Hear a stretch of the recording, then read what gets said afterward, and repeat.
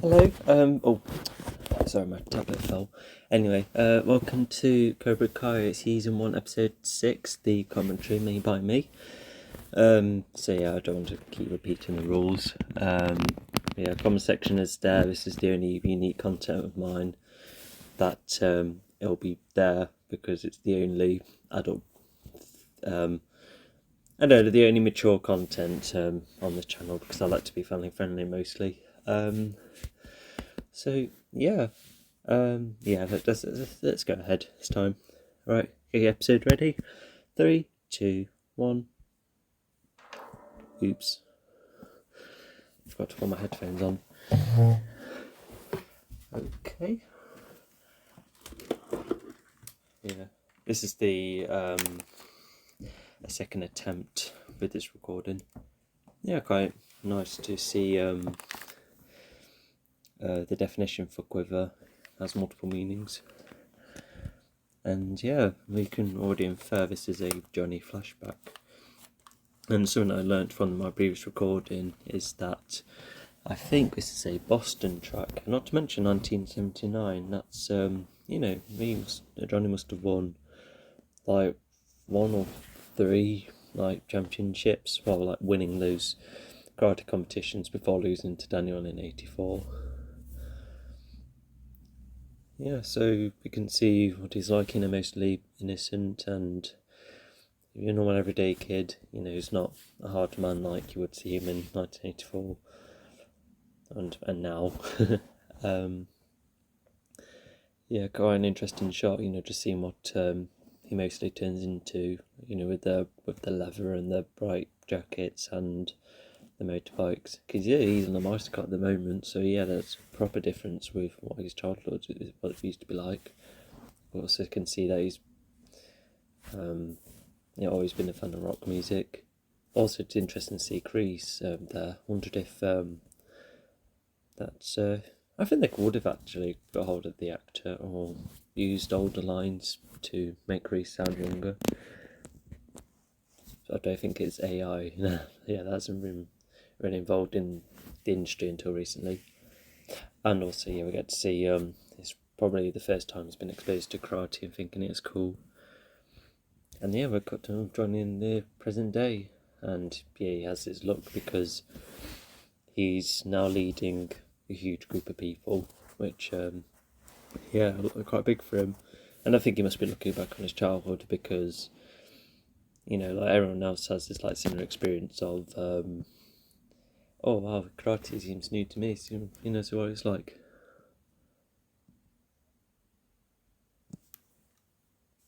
Yeah, and we still can see that difference between Eli and Dimitri.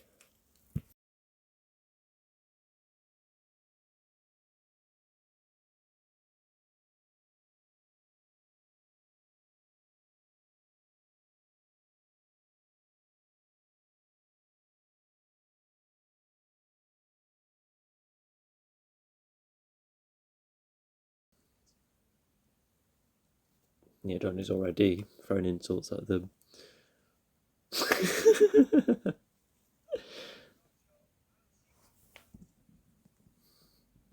Yeah, so if you heard the yeah, because yeah, now I'm intending to reveal the episode's audio. Yeah, it's just meant to be me. Oh yeah, so at least that's nice for him to say, if everyone knows the insults and there's like, hopefully we'll be a bit cooler later on. I think that you would have to expect something like that because I remember when I used to first go to martial arts, I already thought it was going to be as strict as Johnny right now, but no, I've met a lot of nice people leading my martial art classes. Johnny's not being educated, not very educated once again. Johnny's trying to train all of these kids having problems with Rose, and then Daniel's doing, like Zaki's doing well, catching himself up, but he's got no one to train yet.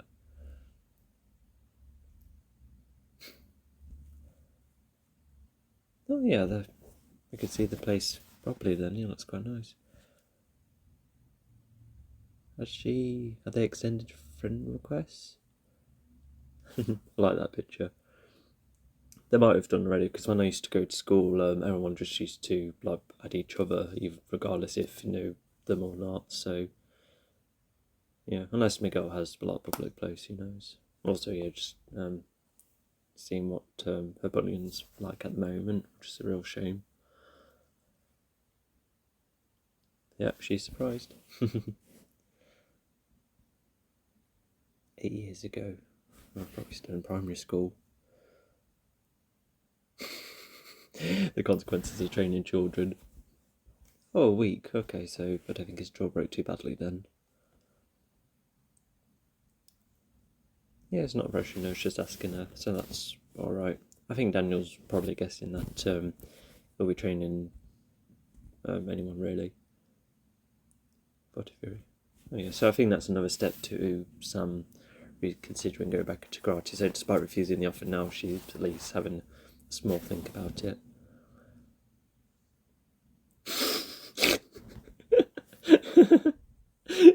Asking his wife, I forgot about that.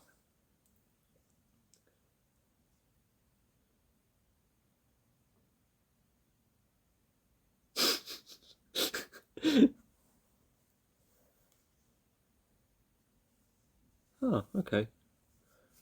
So Sam probably sees karate as almost like a childhood thing that she couldn't really get back to, but absolutely not. You can pretty much get into it in any age.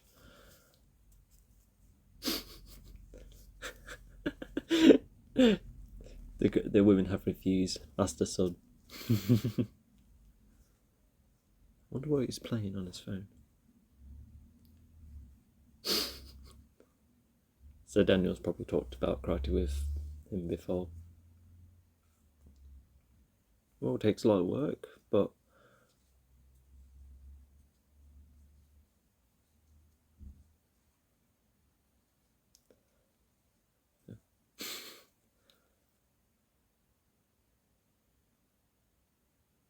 is that a natural thing he can do? I'm not sure.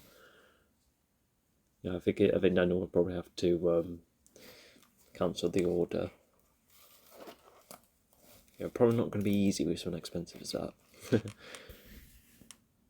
Oh yeah, that's yeah, looks like his mates are allowed in his house when he's alone in the house.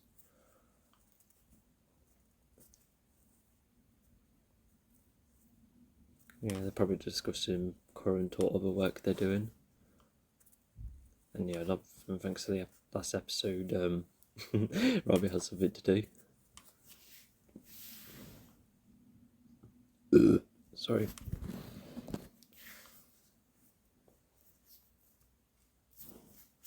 Oh yeah, I was guessing that last time, yeah, Robbie's gonna try and make Johnny jealous, but yeah, I won't spoil what the end result is like. There you go, on to basics.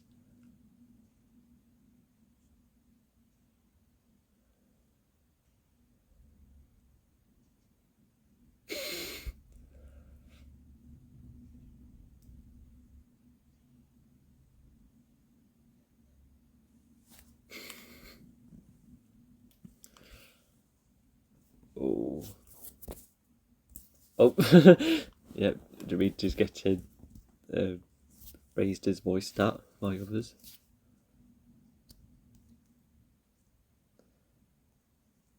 Yeah, Johnny's definitely not.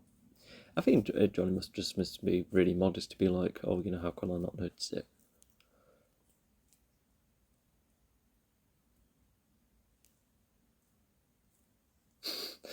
A bit far afield. Well, actually, no, to guess it depends.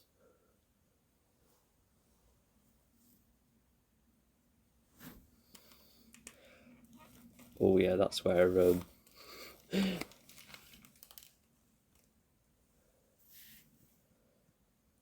yeah, Johnny definitely doesn't like to be undermined here. Oh yeah, and even Dimitri's trying to challenge him, which of course backfires. Oh, I've got a sneeze stuck. Hopefully it's gone. Oh yeah, I really like this scene. And obviously we're trying to grab him hard, that will encourage Dimitri to try and hit it harder.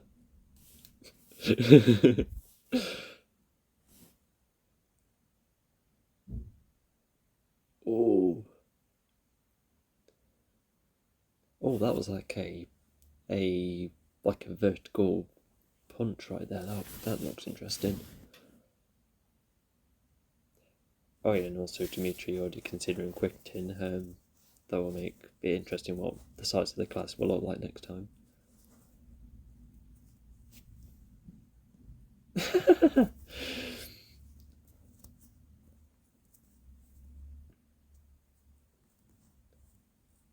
Oh, yeah, Miss Girl's scary now. Oh yeah, yeah. Dimitri thinks. Yeah, sorry for the disruption earlier. Hopefully, it's still vaguely in line. Yeah, because as long as it's roughly there, then yeah, that's all that matters when creating videos like this. Also, interesting to see Robbie actually, because of course, you would have to make yourself look like a hard worker in order to continue with this job.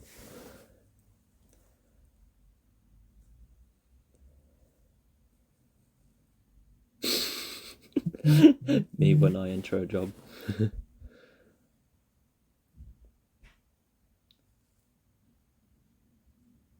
Oh, he's even asking his work colleagues. Interesting.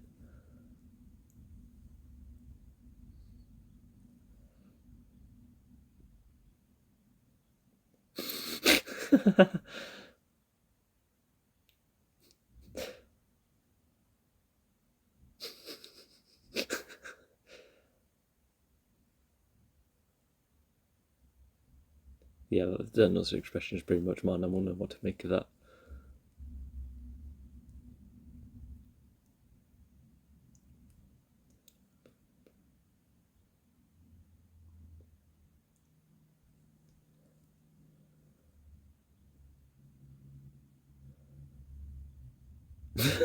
He said too little salt and he said too much salt.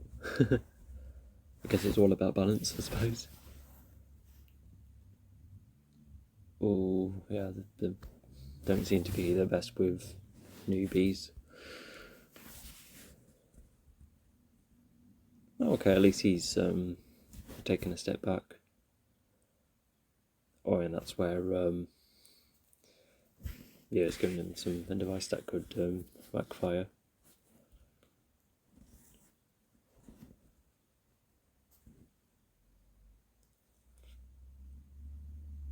I feel a lot of trust in him already. Although, as a small spoiler, I think the cousin was probably trying to beat Robbie somewhat, which yeah, considering Robbie already being quite oh wow, that must be really a good substance stick on a jumper like that.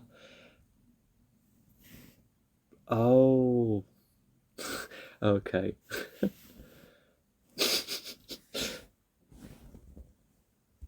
Yeah, yeah. Why are you joining in the adding to the fire, Dimitri?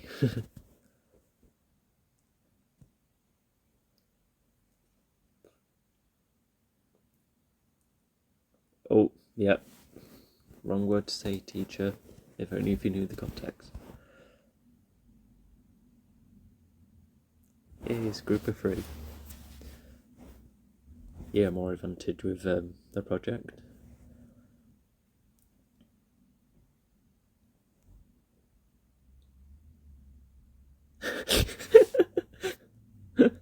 Dimitri's just checking himself. But yeah, I think that'll be the first time Miguel and Samantha bond a bit, just very little seconds earlier, but it's a good start. Yeah, and I can tell that the cousin's just like trying to troll Robbie there.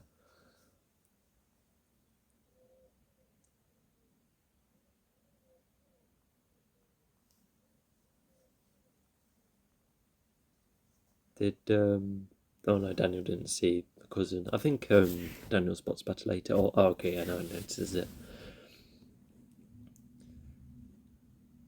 Well, at least the car didn't move at all. It's not hurt anyone. That's okay then. Yeah, Robbie does have quite a short temper. Oh,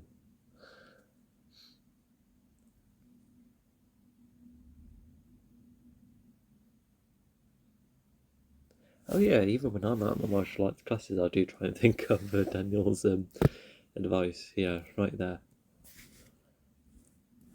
I think there's another way you can put your thumb, but I do try and think of that. Oh, it's brave to use his hand like that.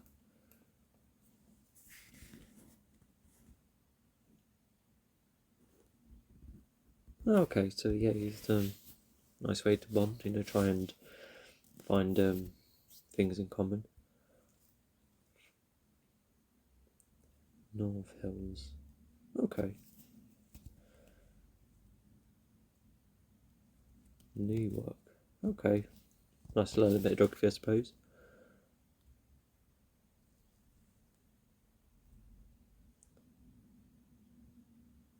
Oh yeah, yeah. It's like a proper normal conversation and some bits and bobs about each other. Because I don't think they've really had a proper chat until now. Yeah. So yeah, for a good start between them two. Oh gosh, what is that? Oh, I think I know what it was.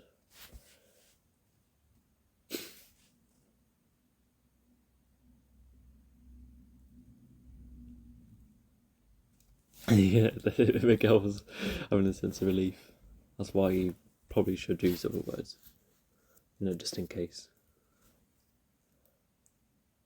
Yeah, because you can sometimes get mixed up when using words like that.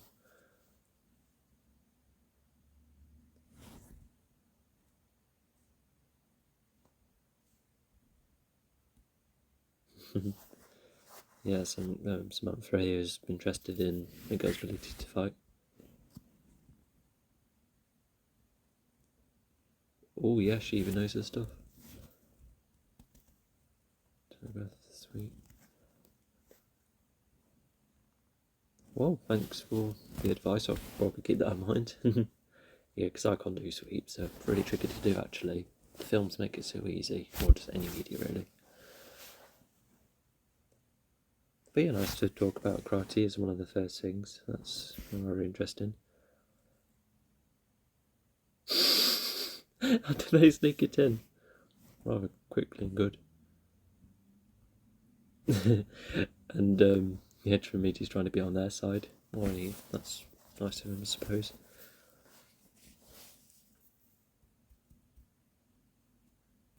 Yeah, of course not.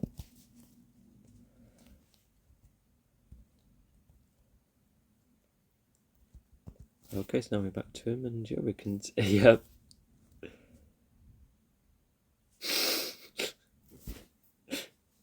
It's got nicknames for everyone. What's this? Maverick, where everyone has a nickname.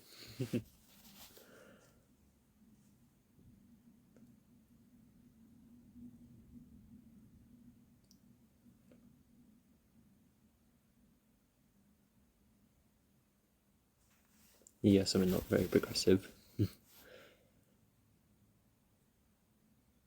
Yeah, video.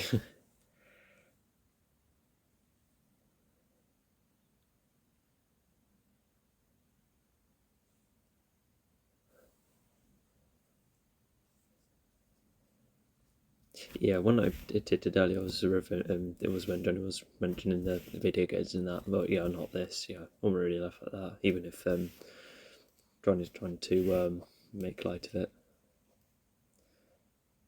Yeah, because when you to see later on, yeah, it does really upset Eli, and yeah, I feel really bad for him at this point.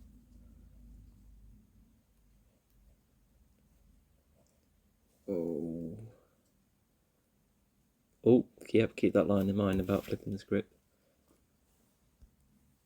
No, Johnny.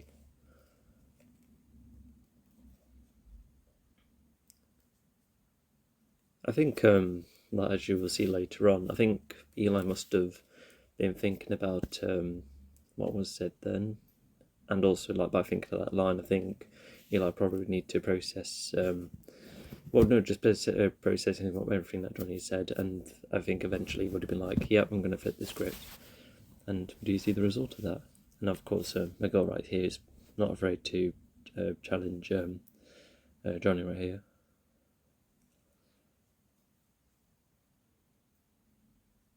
Yeah, Johnny needs to be careful though. He's going to lose students otherwise.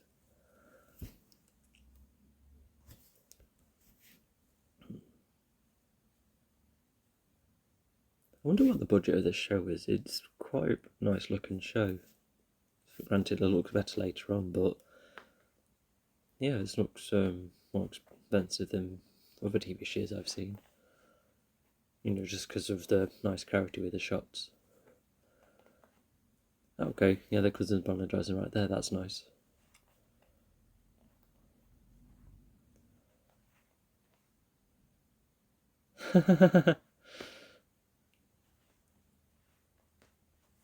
Yeah, Robbie was working hard after all. Yeah, I think that's warranted. After all, what he did by the car was, yeah, the cousin's doing really.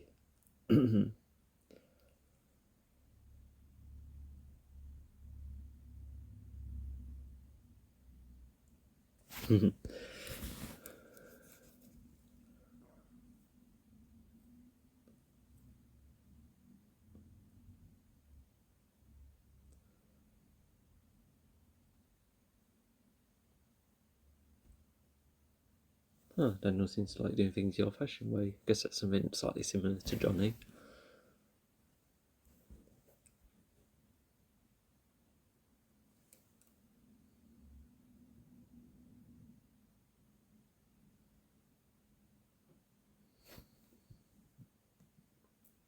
Okay, yeah, so don't really see them much together, but you know, for the cousin to give him some more things to do and that, yeah, that's nice. You know, it'll help Robbie build up his position in the job, become more appealing to Daniel. So yeah, quite interesting turn of events there.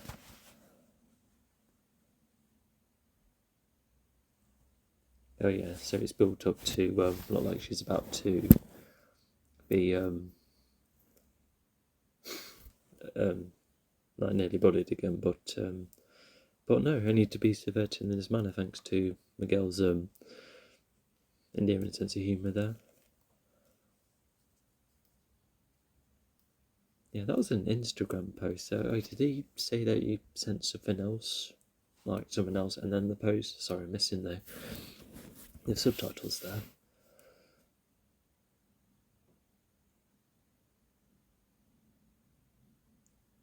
Johnny, you only lost a couple of students. Why are you drinking again?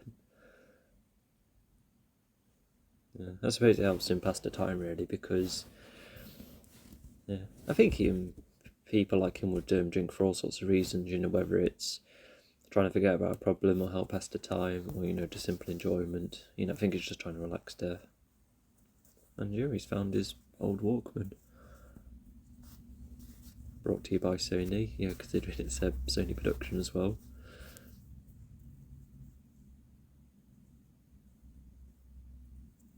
Oh yeah, and this looks like it's coming after seeing the Dodo in action.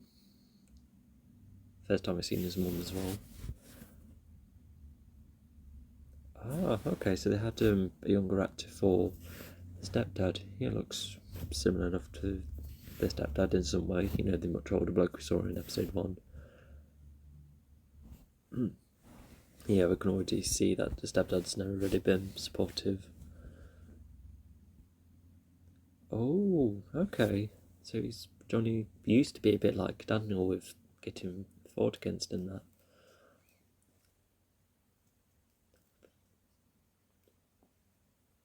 Yeah, Johnny just become fantastic. You should look in the future.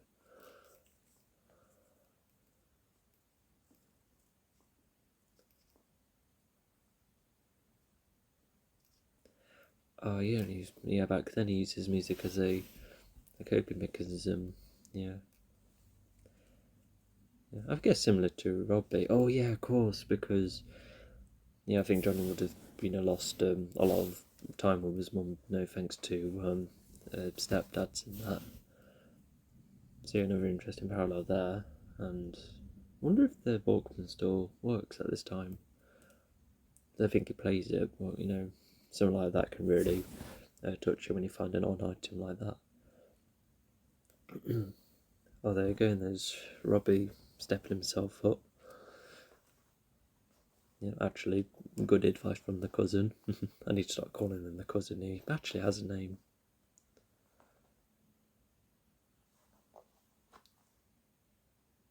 Yeah, so I think if Rob knows about the rivalry, he would have known about Daniel's interest in karate anyway, especially with the conversation I had in the car park. But it'll be interesting for Robbie to see Daniel in action.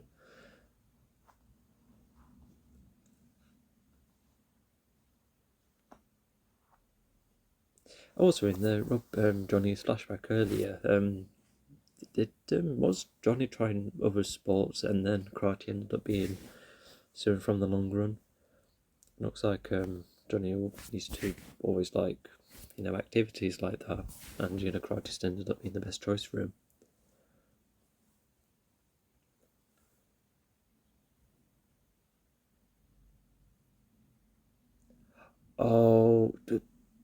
Oh, Louis is the name of the cousin.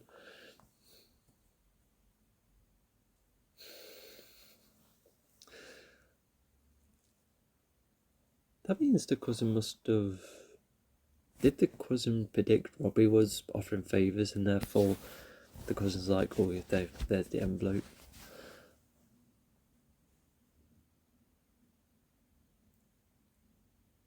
Oh, okay, that's an interesting terminology.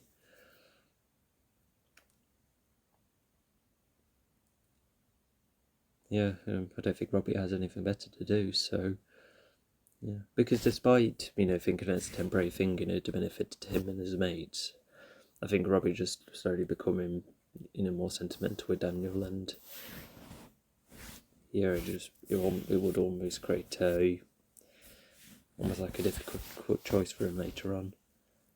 Yeah, Johnny's lost a couple of more students, but yeah, Johnny's now kind of owning up to his mistakes, because I think those flashbacks he was looking back upon, I think he realised that as he said, he used to there goes apologising now, because he used to be weak kid at first. Everyone's going to be not everyone is strong immediately, and I think that's what Johnny's come to learn in his own time, and probably the conversation with Miguel as well. And as he apologises, he gets a little reward. You'll see later on.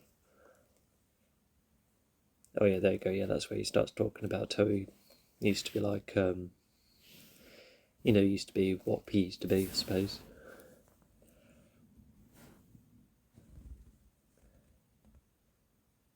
Oh yes, he's connected it to the whole snake theme. Yeah, that's kind of cool. Yeah, there you go. Here's his little reward. He's got his student back, and Eli goes for a hairstyle that yeah, there you go. There's the line. Yeah, hairstyle that would make him. Yeah.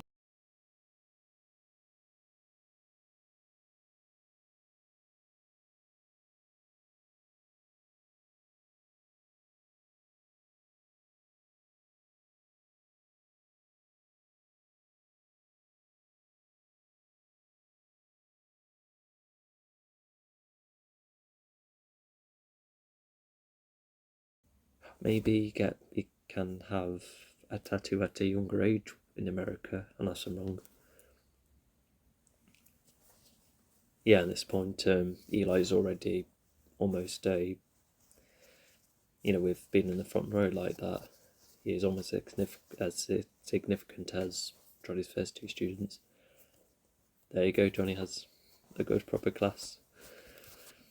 Okay, so that is episode 6. So yeah, after watching the midpoint, which had a lot of significant turns of the narrative, and yeah, this one definitely progresses that midpoint quite well. Just seeing what Johnny is like with this new class, and because of his behaviour, it's cost him some students, and it's only took him some looking back, and like I said, the conversation with Miguel, that's made him think. And yeah, because I think sometimes when you've been hard for so long, you kind of forget what it used to be like for when you first start off as.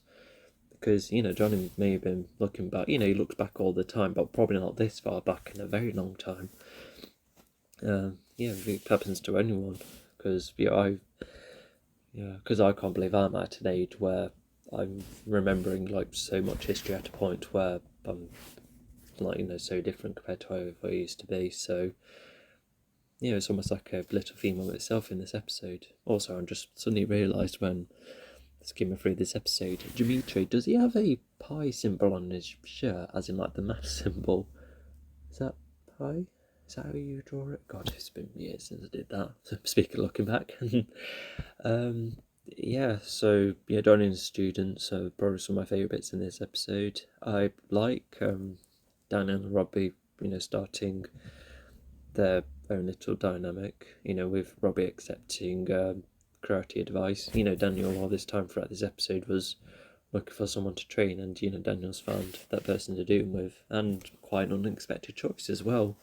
Because I think when I was first watching this, yeah, I didn't think Daniel would to get his own student. I kind of saw it as like Daniel bringing balance to himself, and hoping to counter Johnny in that way. I think that's what he would have done if he wasn't getting anyone to train. You know, at least gain balance himself because of the irrational choices he used to make. Not to mention Miguel and Samantha meeting, that leads to some of my favourite moments, you know, later on in the season. I think because, you know, they always, you know, chat with one another, you know, despite the different positions throughout the seasons, but I'm almost tempted to say that season 1, this first season, probably has some of my favourite moments between them. But yeah, I think we'll see what the rest is like. I think one reason I like it and this season is just because it's nice and neat and straightforward. More at this point anyway, the show's only just started, so yeah, let's not compare anything too early. Yeah, and also Eli, you know, we can assume that, you know, after leaving the dojo being upset, you know, like I said earlier, he's probably thought about flipping the script, and, you know, that idea of, you know, just giving himself a bit of self-confidence, you know, with adding a hairstyle. So yeah, because Eli at this point is quite a minor character. You've only seen him, you know, with his in, you know, like, you know, the dynamic with Miguel and Dimitri. Yeah, someone who's quite quiet and timid, and then in this episode, it's the first step of, you know, Eli already starting to almost, you know, have like similar progression to Miguel, where he's going to make himself a bit more tougher. Although, you know, Eli has a long way to go with training. So yeah, despite a little tidbit, yeah, it's an interesting moment. Also, it looks like Sam's bullying has stopped. Yeah, because I don't think there's been any more after Miguel being nice. Because Samantha was just getting dunked on by everybody, and I suppose things like that can wear out, and I think Samantha's given a very little response at a point where they've probably had enough. Like, there's quite a large amount of time between... Sorry. Drop my phone, sorry. It's fine. Sorry about that. Yeah, so I think we can assume that the bullying towards Samantha's worn off, you know, like I said, giving very little response.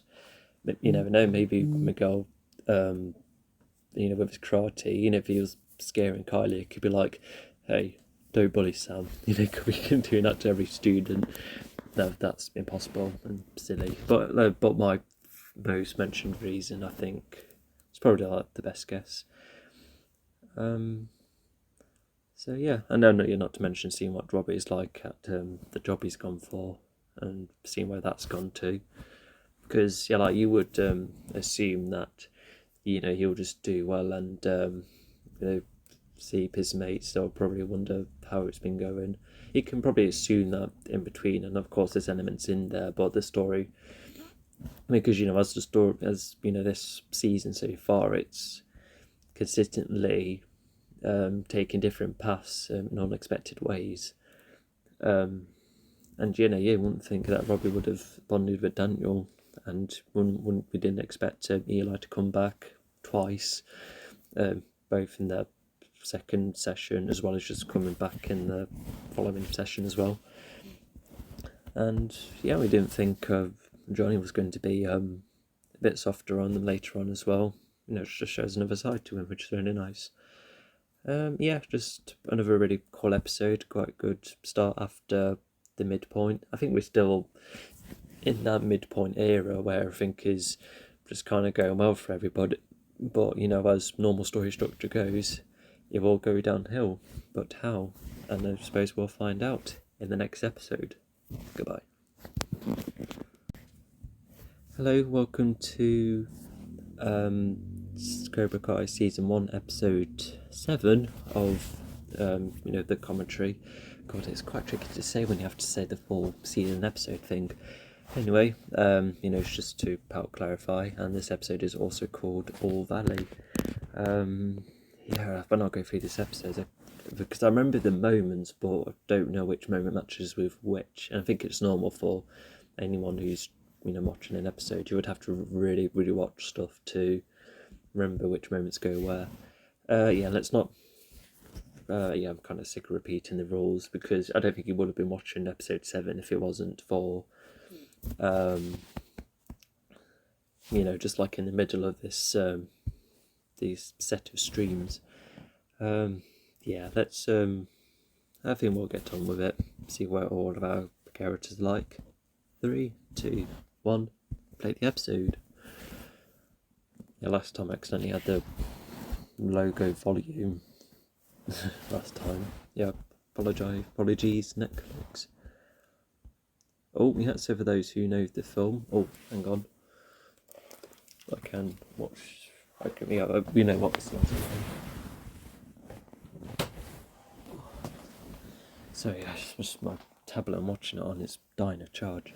But anyway, you get the idea with this episode. It's Robbie getting not only more trained at his job, but even Daniel's giving him some tips as well. Even this car pump one is like a brand new move. Even this one too. But as we saw in Karate Kid 3, Daniel was like, like the way you carry this, you can like turn it into a karate move. So it looks like Daniel's using all sorts of actions to not only the classics but new ones to help build up Johnny's training in some way. Even as something as simple as that's quite interesting. I think Samantha, I can see why she might know about it, but I don't know how much she knows about Miyagi training. I think she does, considering I remember this scene. Robbie's already having a similar response to what Daniel used to when he's like, I'm sick of those chores, I want to learn how to fight. And because we already know what this cycle is like, it's just showing both the old and new moves rather efficiently.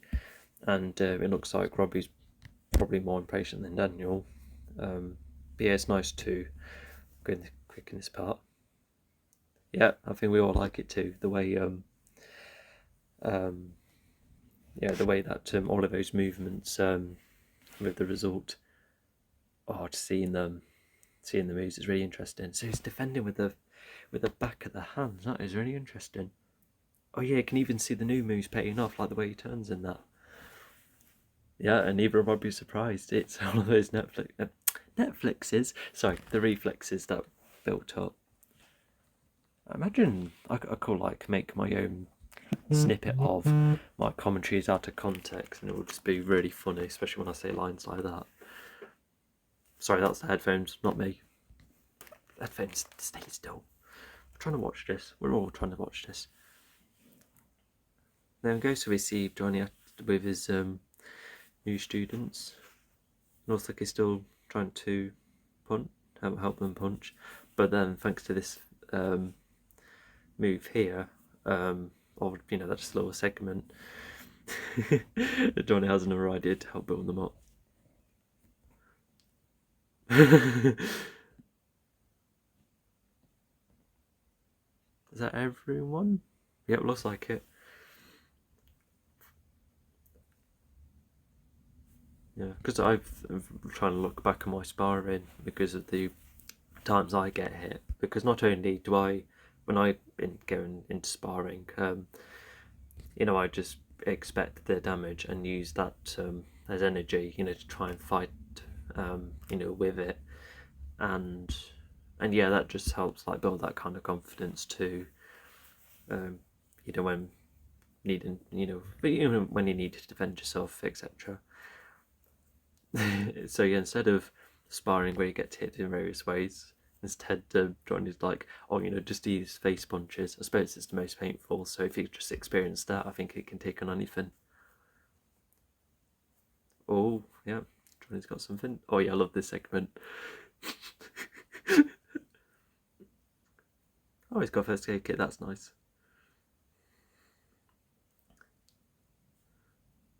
Shut. Shut. Hot.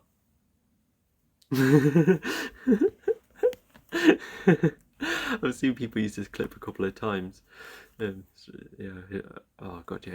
I just really like it. Like these, the showrunners, etc. They're mainly comedic writers, so no wonder these jokes are rather good. Well, I like them anyway.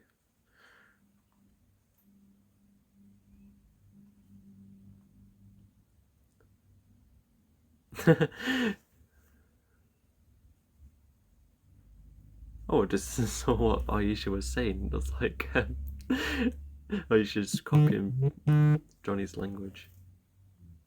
Oh yeah, Eli said he's just lost a tooth.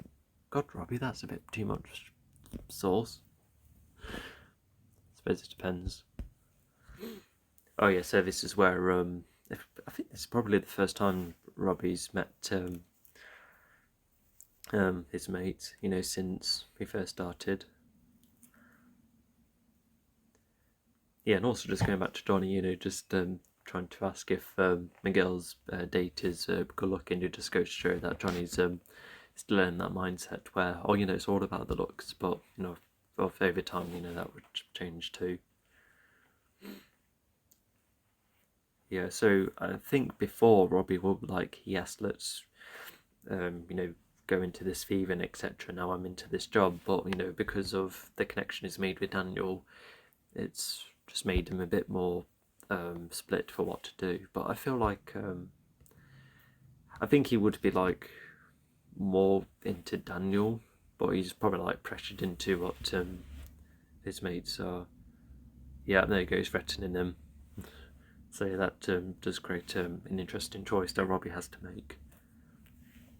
Yeah, there's definitely evidences that Robbie's definitely a primary character. For the characters who make the most, well, whether it's more or the most like important decisions, especially Robbie there, it's definitely one of the more important characters at the moment.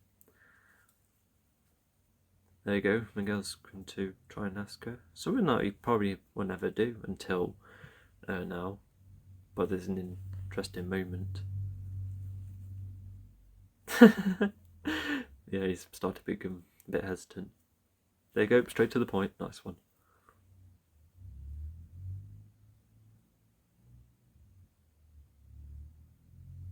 Yeah, that's understandable. And it's nice that Miguel's accepted it, because despite Cobra Kai getting into him, he's still a nice chap, but that does come into question later on. There we go, he's thinking more about what Johnny said. Oh yeah, that's a really smart move. I do like that idea. It's not this, but it is at the same time.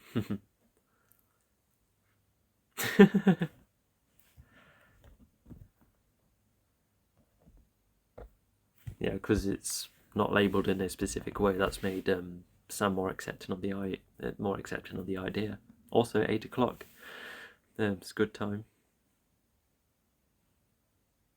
The reason I say a good time because you get a good few hours. Depends how loud they're able to stay up at, especially when going out and about.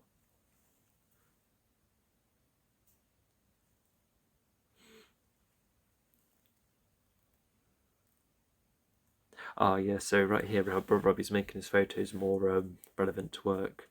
Look, it's nice that manager's more a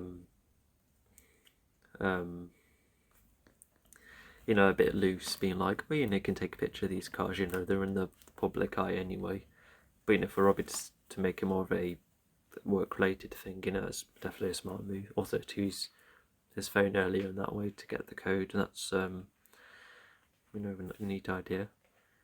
Anyway, we see Johnny already trying to get into the next tournament, and we can guess why Cobra Kai's going to struggle to get in. Also to see Eli's tattoo already, adding to his progression as a Cobra Kai student, or just a karate person in general.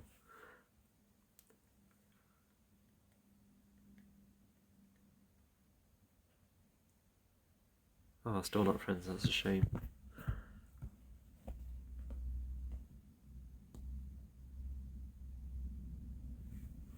It's going for innocent ideas. Yeah, it's something that's not too much. I'll ban you. ban them from what? Oh yeah, I just provided the spoilers. Sorry, yeah, we only find out that they can't, make it to the tournament until this point.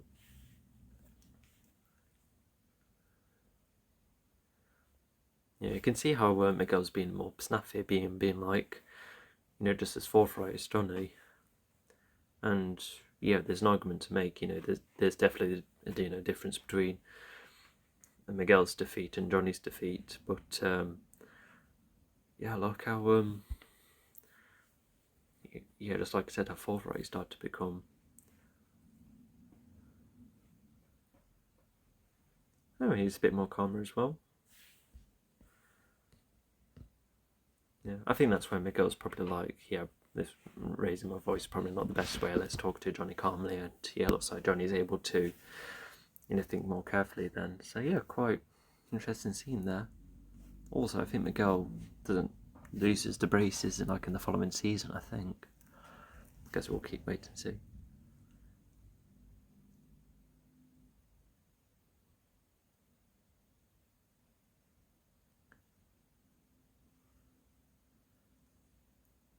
Okay, with the bonsai trees, I think we do. Yeah, it looks like Daniel's trusting Robbie to be in this section already. Yeah, because the rules of how to neaten a tree was explained in the first film. Yeah, Nikori.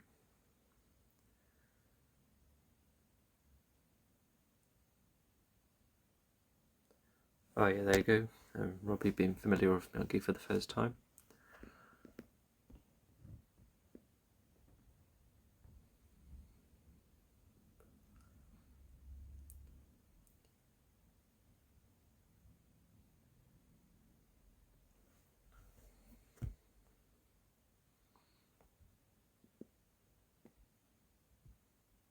Yeah, that's what's said in the first film. It's rather, rather cool.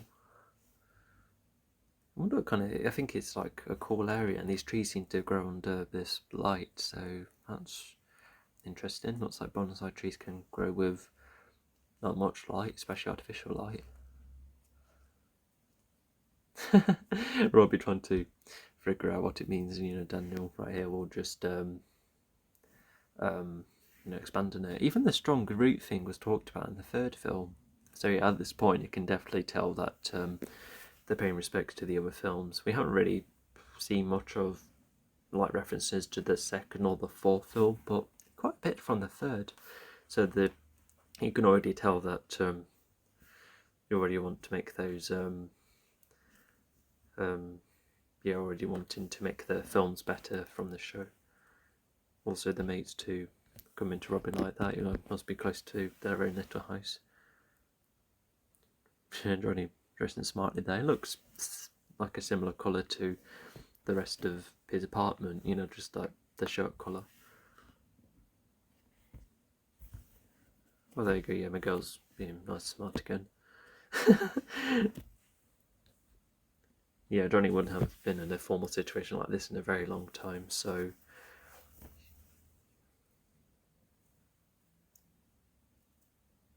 I think I found it in a dumpster. I've heard that's something that people do, you know, just bring a briefcase, you know, without anything in, you know, to make them look smart. Oh yeah, and I really like the build up to this moment, because Miguel's like, oh, you know, I got this idea for her, and Johnny's like, nah, I know the right place to go on dates with and move. Oh. On the first date? Oh, okay, yeah, even Johnny's like, yeah, maybe not. Oh, yeah, even Miguel's questioning if he's hard enough or not with that.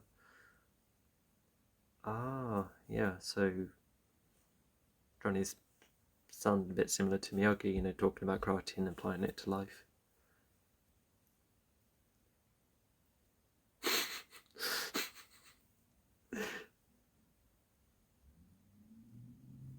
All his babes. How many?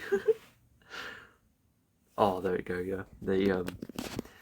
Actually, I like the foreigner song in the first episode, because that's called Head Games, but yeah, this is Young Hearts by Commuter. Oh yeah, I love this track. I did a guitar tab on another track of the band called Adrian Element, which is a simple but pretty nice 80s tune. The band only made one album, and what's weird is that this song never really made it to the charts. It was just built into the film, almost like a score, because, you know, there's a couple of other songs that made it to the charts, especially the You're the Best Around. I feel like that's a song that must have been charted.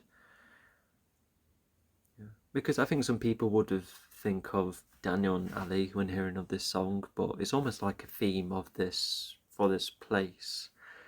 But you can, I guess you can already make the you know, it's a small parallel, you know, if someone is learning to do karate to you know, to manage to go on a date with someone. But in the first film, that was just making amends with Ali. So it's like there's differences between these scenarios whilst using that same song, but, you know, it's the same setting, you know, a slightly similar dynamic. So yeah, it does justify using the song. And you want to help introduce the song to other people as well, because it's such an underrated one. It's great. Yeah, definitely my favourite in the first film. Probably my favourite ever in the quadrilogy. Oh yeah, that octopus thing definitely has more meaning later on, and yeah, you can see the date going well in that. The song really helps add to the vibe. You know, really nice visual storytelling earlier. And yeah, this is where we introduced to this committee, who we do see every now and again. So they're already talking about because committee, as you'll see later on, this committee is, you know, talking about, you know, what changes or improvements can we make, and so yeah, to see that already, it's interesting.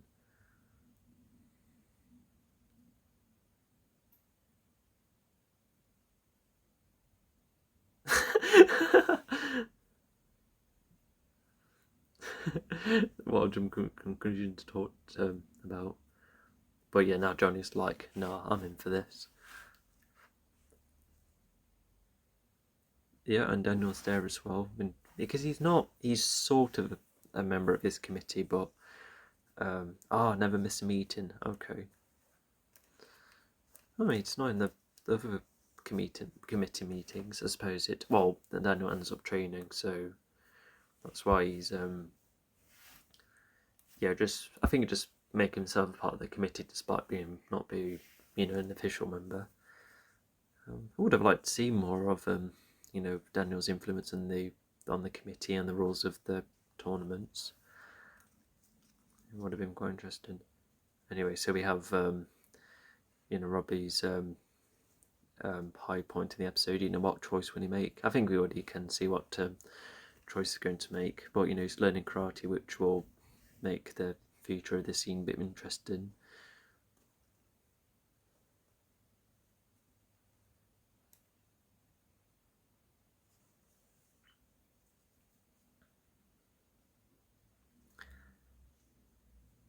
Yeah, I think there must have been that talk about the bonsai trees and that, where Robbie's probably like, you know what, I'm close to him, I'm not going to bother with this anymore. Because, you know, it'd be filmed the typing earlier, you know, with Amanda at the door.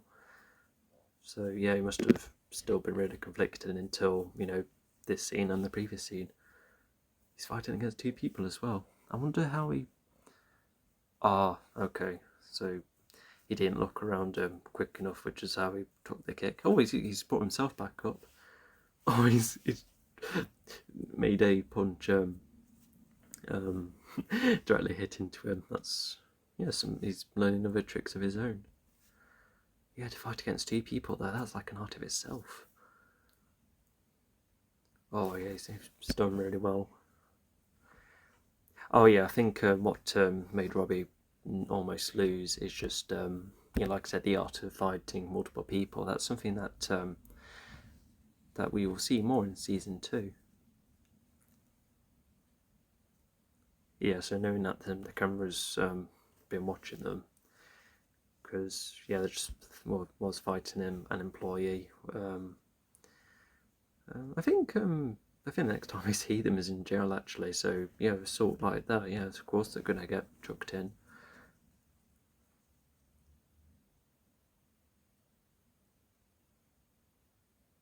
Oh, they're talking about.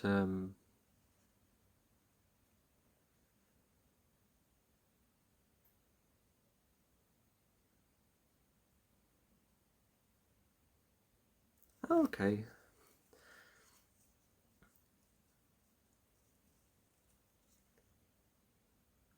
Oh, that's really cool. Yeah, because makes you wonder what other interest Miguel had before he encountered karate. So yeah, to have those ideas, yeah, good for him. Yeah, you need a career plan after all.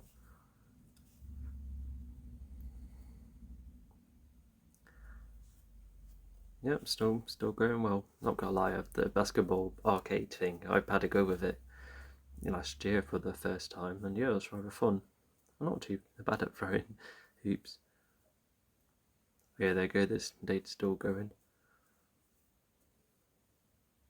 Did Daniel and Annie do that in the first film as well? I think so. There's just a small reference to that as well. That was like an 84 portrait. Okay, so there's a photo. Oh yeah. Oh, there's a photos of Johnny. Let's do a talk about 1985, unless I have the one there. Ah, yep, there you go. Here's the mention of Terry and Mike. There we go. Yeah, because yeah, Terry was he helped with the financial parts, whilst Chris had like more of the idea and the actual training side. Yeah, of course, Johnny won't know where he is. You know, Terry was mostly a businessman. He probably never visited the dojo, like very little. Yeah, because yeah, I think is he to have his way of training in number 3? Maybe he did train before Terry, unless it's just something he's naturally picked up upon because he knows how to manipulate people. Oh yeah, there we go. Yeah, so Johnny's just trying to keep Miguel's advice in mind, just trying to not be physical.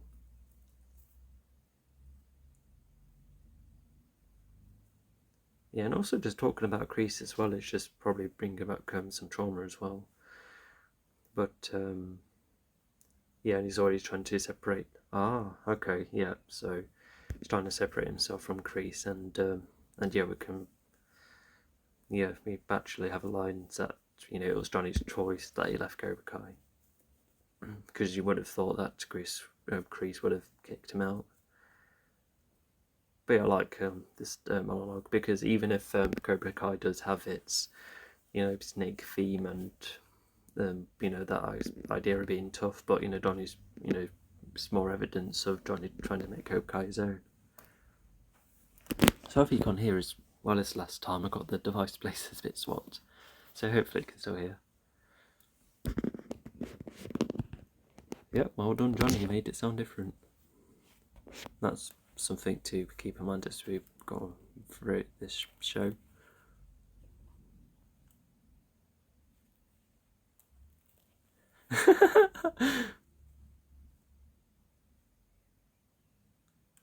Well, what evidence do you have, Daniel? Oh, so that's already made it very just like, will Johnny make it or not? But yeah, I think Johnny's done rather well. I suppose we'll see the result. Oh, then it goes added to the tension. Whilst it's a bit interesting how one of them's voted already, and then they then told him to go. I guess it just depends on how committees work. And also Daniel to be snobby like that, yeah, because despite a couple of runnings, yeah, it looks like Daniel's really not into Johnny at the moment.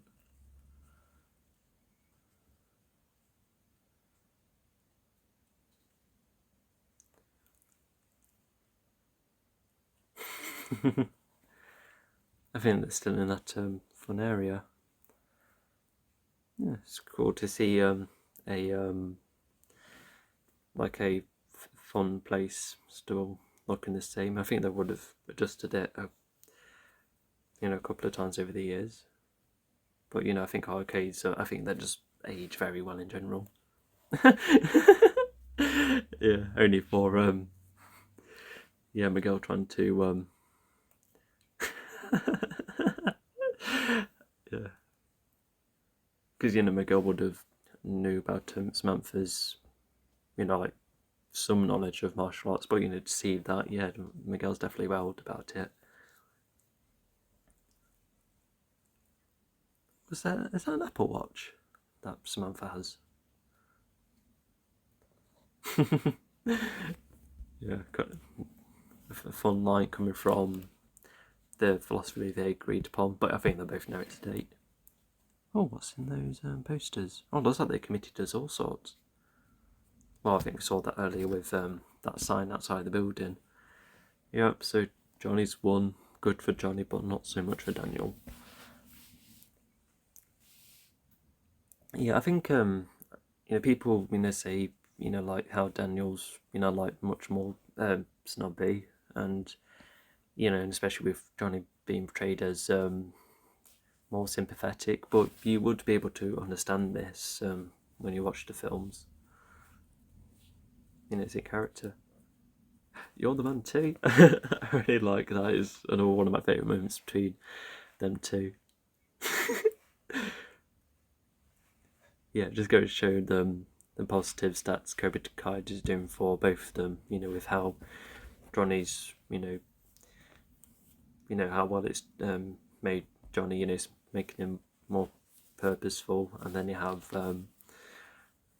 Miguel like using the advice that's helped him in the state. Oh yeah, I do remember what happens to I don't think alcohol quickens puberty. Oh yeah, this is like the happiest you'll be in the season. Yeah, look at Miguel's face, and Johnny just takes it down like a shot. Johnny could beat Memeless in a drinking game. Oh yeah, it's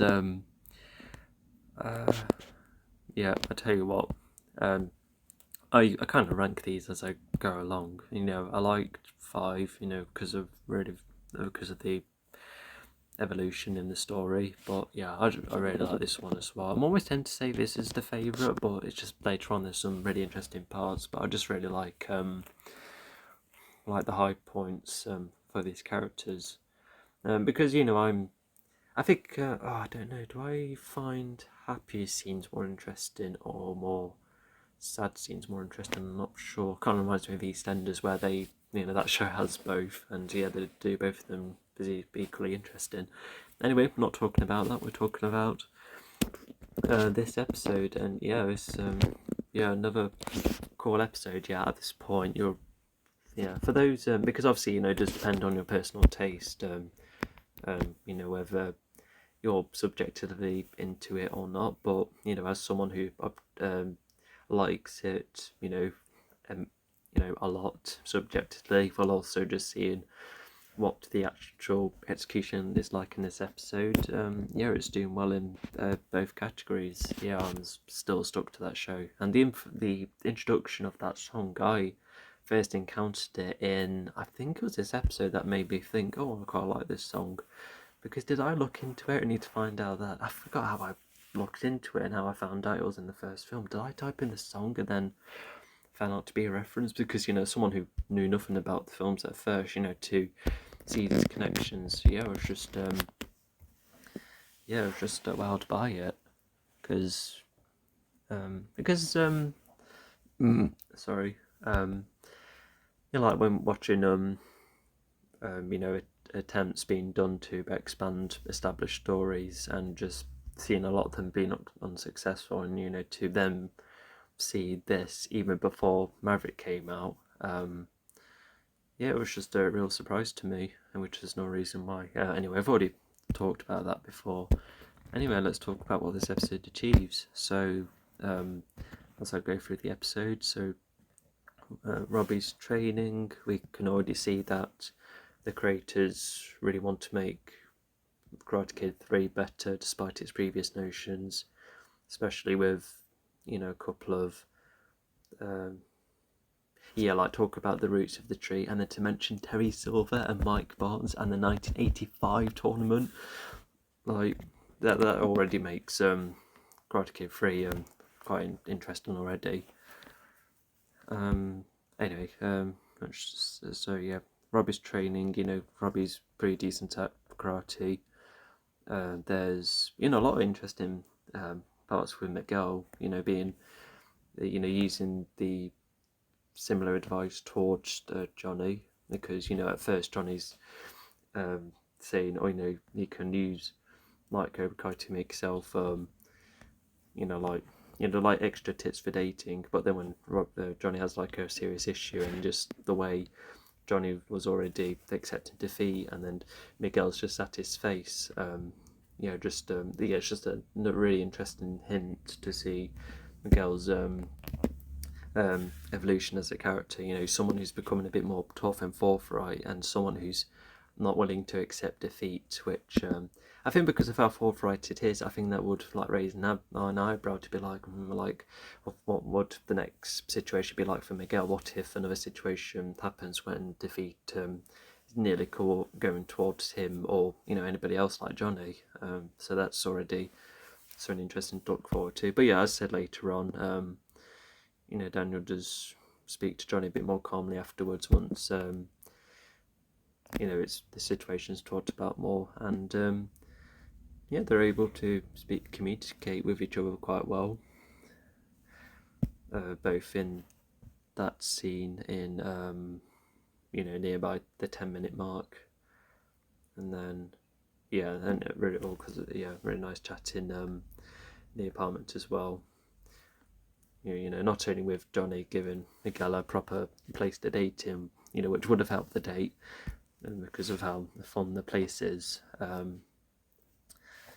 But yeah, just just Miguel talking about, hey Johnny, don't use your fist, actually find the right words. And as Johnny is already attempted to make Cobra Kai more of his own thing, that's where Johnny does start not only listen to Miguel, but think, what, I'm already making it my own, let's prove that to the committee. And he has to just use his words. Like that is quite an amazing feat for Johnny. And also just going back to the fairground, I think there's a lot of like parallel shots to the first film as well, because because when Young Hearts was playing, in the first film, a large portion of the song was playing sorry, where Daniel was trying to apologise to Ali, and then they get back together again, and then they start having fun, with similar shots to this episode. Sorry, I'm losing my voice here. Nice to see a variety of both old and new arcade additions to the place as well. What's the place called, by the way? Let's have a quick peek. I think I found it. there with. Oh, golf and stuff. Family fun centre. Arcade game. Oh, okay. So I don't think this place has a specific name. It's just labelling what it has, which does make sense. It has the golfing and the arcade. Yeah, even that dolly shot at the car park is just quite similar to the first film as well, because Daniel's arriving, using Miyagi's car.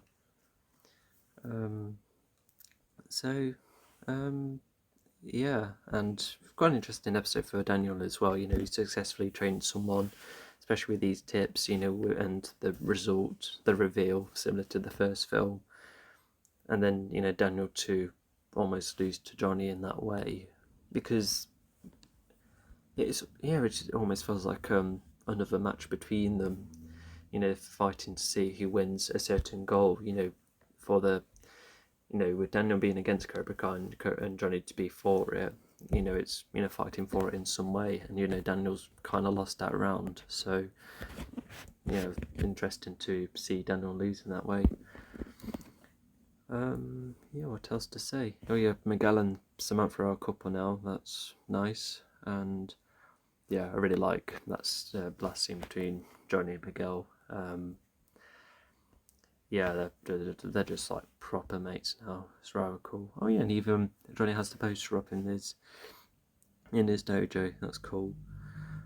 Yeah, it looks like Robbie's also made chosen to kind of be nice thanks to Daniel, and Robbie will probably stick with the job as well, and he's cut ties with his mates. And like I said, I think the next time we see Robbie's mates is in jail in some of the future seasons. Yeah, and also just to see more of Daniel's workplace and how it plays out.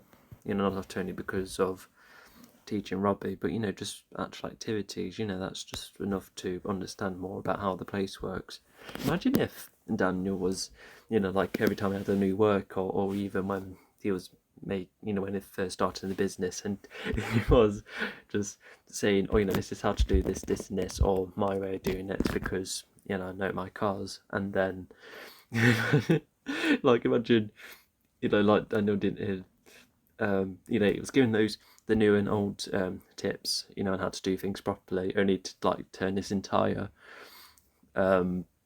workplace into an army who can fight, and they just don't realise it, especially with Robbie's reaction, because he was surprised with the reflexes he had twice, both with Daniel's reveal with him alongside Robbie fighting his mates.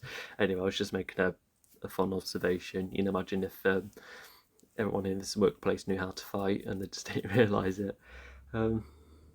Yeah. Also, I remember when first watching this, and I remember thinking, why make the decision to make Daniel, work with cars? And but it's just when watching the likes of the first film, the way he had Miyagi's car.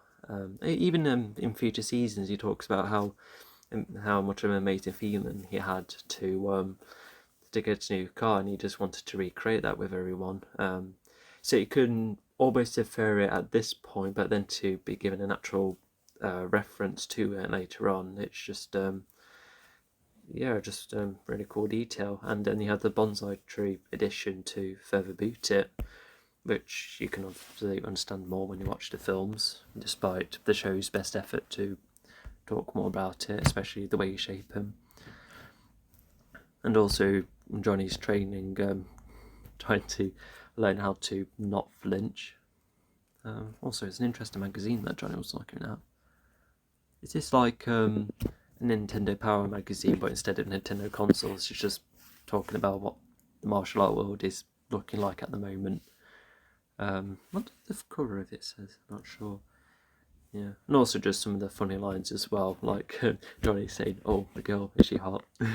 Keep saying that, despite Miguel saying, "Oh, she has these qualities too."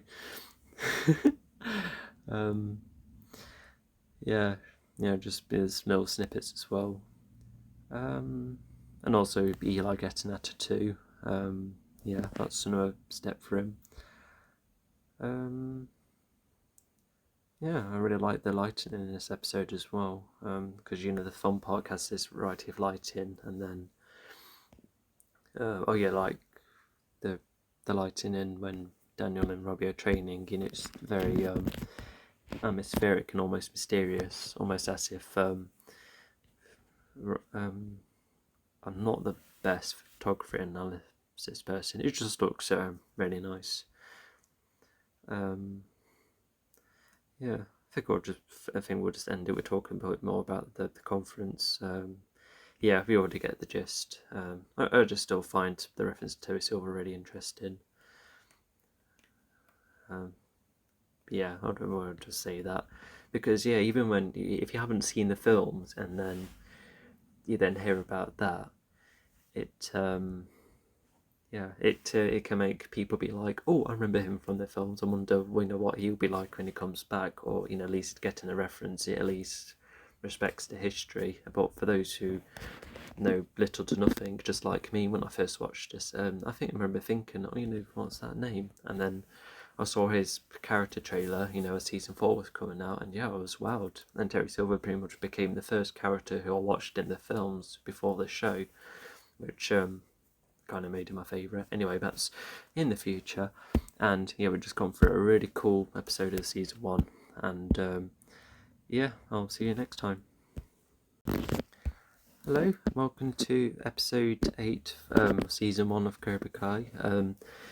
Yeah, I'm not stopping with this commentary, and we might as well get going. So we just watched a really go lucky, happy episode where everyone's, at a really good position. But like any structure, sometimes it goes downhill from here, and let's see how that goes. Sorry, let me start that again. 3, 2, 1, go. I'm always going to say that. Or I might say something different, but I'll always make sure that you're watching the episode in line.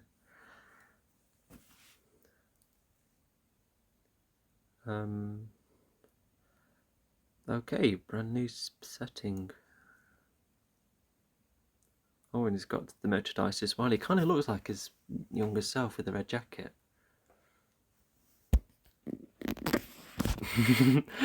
Johnny, you just wasted that beer. We also, just go back to the downhill comment, that's why I was kind of quiet at first. Because if you already have an understanding of storytelling, or like some of it, you would guess, if they're in that kind of good position, they're going to face difficult things later on. I know that's like it could be seen as cliche, but no, it can really help be like structure the story and that. And yeah, it looks like we're still in this nice midpoint. More training, but this is more like a way of toughening up everyone. Oh, careful. Oh, domino effect. And poor Aishi's at the bottom. I hope she hasn't died of being crushed on by other people falling on her.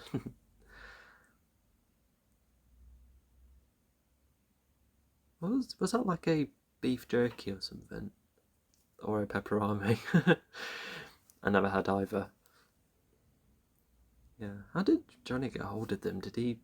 Can he borrow dogs? Unless, did he have a go with dog training and then be like, yeah, let's just quickly borrow them. But yeah, just really adding to... Oh god, I wonder how bad that bite was. I've been bitten by a dog once, it's not nice. The injury takes quite a while to heal up. Thankfully mine was just a nip, and hopefully Eli was the same. Oh, nice to see dogs in the following scene in that manner. Helps, like with the editing, especially when connecting scenes. Hey, it's Daniel's mum. I like her in the first film. Yeah, she does well being a good supporting character for Daniel. Like, despite Mr. Miyagi already being like the mentor, the mum still does a good job with parenting him in the first film. So yeah, you wouldn't think she would come back in a show like this, but yeah, she does. It's really cool.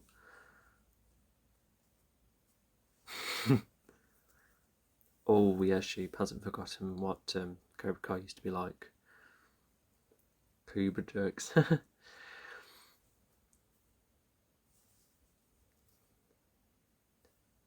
Yeah, she does have a. As you'll see later on, it's interesting to see if how she interacts with the rest of her family, especially with Amanda later on.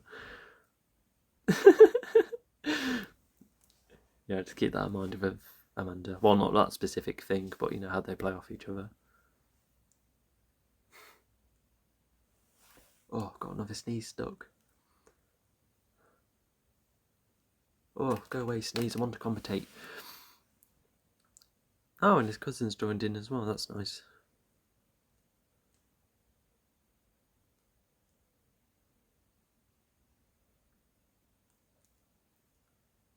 Oh yeah, even that's been questioned, especially when watching the rest of the series.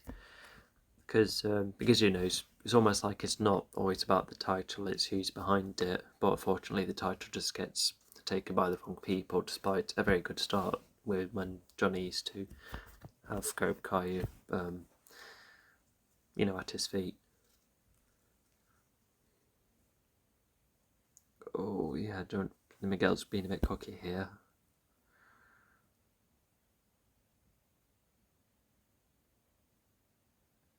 And then Johnny's like, hang on, she's the person who crashed my car. It could, yeah, it's just an interesting aspect. Yeah, it's not just a daughter, it's Daniel's daughter. Yeah.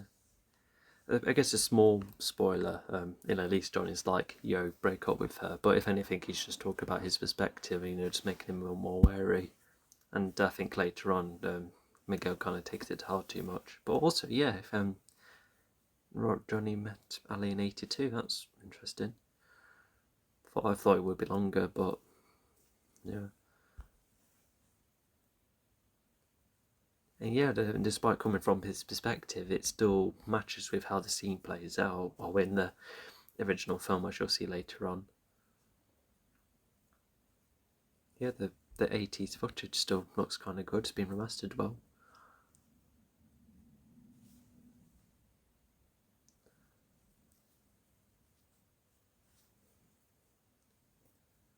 Yeah, because Johnny in the original film, he almost has he only like reacted in specific ways, you know, really wanting Ali and going against LaRusso, Rob Daniel more specifically. But yeah, in this show, you just see many other sides to him, you know, with his history and that. So yeah, it's just really cool. You wouldn't think a character like him had more substance to him in the future, like 30 years later. Yeah, that's the first time I see Daniel.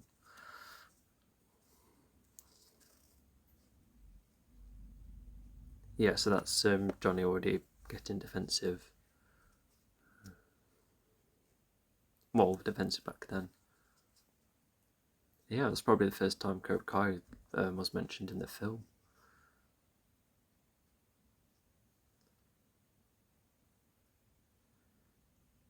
Ooh. Kind of reminds me of, you know, when Miguel was getting pushed and then Miguel then hits Kyla. You know, just like a really interesting interpretation for, you know, striking first or striking hard. So yeah, Daniel was definitely in the wrong. Then he does admit that later on in the season. God, why didn't he leave Johnny alone then? I suppose you as a kid were connecting off.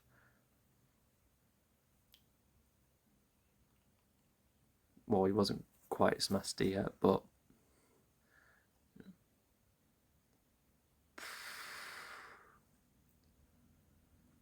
yeah, keep that injury in mind. That yeah, that kind of gets brought up again. Well, not specifically the injury, but you'll see what I mean later. Yeah, the way they like present themselves, it's proper night and day. Yeah, the actor of the ringleader, not ringleader, you know, like whoever was like in the centre of the tournament with the moustache, he was about to play Kreese apparently, but you know they stuck with who they wanted for Kreese in the end, and yeah, it's a very good choice. Have you watched the films or this show? But yeah, just really interesting scene, you know, like proper looking back on the past, whilst also referencing the films, and that's when Miguel kind of gets the whole picture about the this rivalry with Daniel. So yeah, just yeah, the mum did interact with me a good few times, and of course you can assume that they chatted with each other a whole other times more.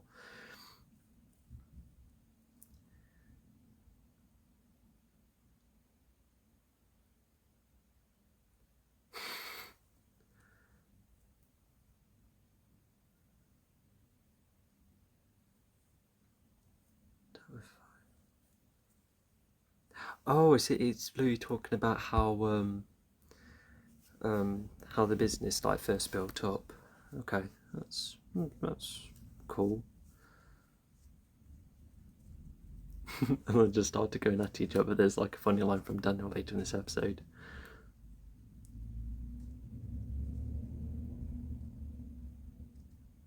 Yeah, and Daniel's just trying to calm them both down because he can't really pick one above the other right now.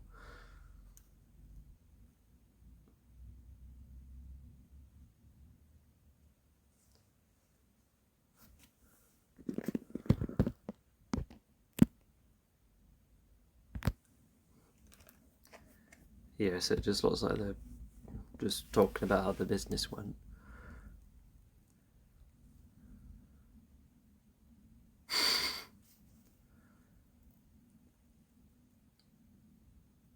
Yeah, so the kids now getting involved, and I think that then, no, they're just all chatting above one another. Yeah, I kind of wished I rewatched that scene because I kind of got lost with how the argument first came about, but it's just the talk about how everyone's role in the family, which that can happen sometimes. Also, it looks like the mum's, oh yeah, definitely more at peace with Johnny, and he's inviting him for dinner. Couple of hot pockets. Does that mean Johnny has like?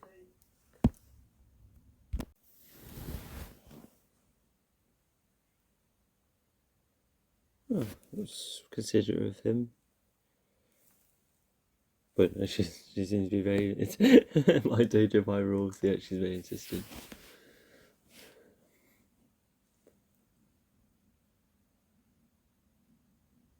Oh, that's nice. Yeah, when was the last time Johnny was invited for dinner? One to assistant earlier. It's nice that he was worried about bothering the others, but too.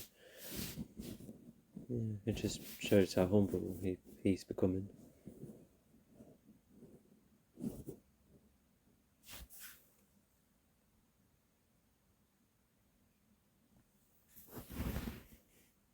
Hmm. Oh yeah, real nice houses, yeah, because of okay, he's already provided some hints of that. That's interesting. Plantains. Oh, I mean, in the Donkey Kong game, there's the planet Plantain that's made up of bananas. Oh, okay, so Plantain has that connection word to it. Oh, not like my phone at the table.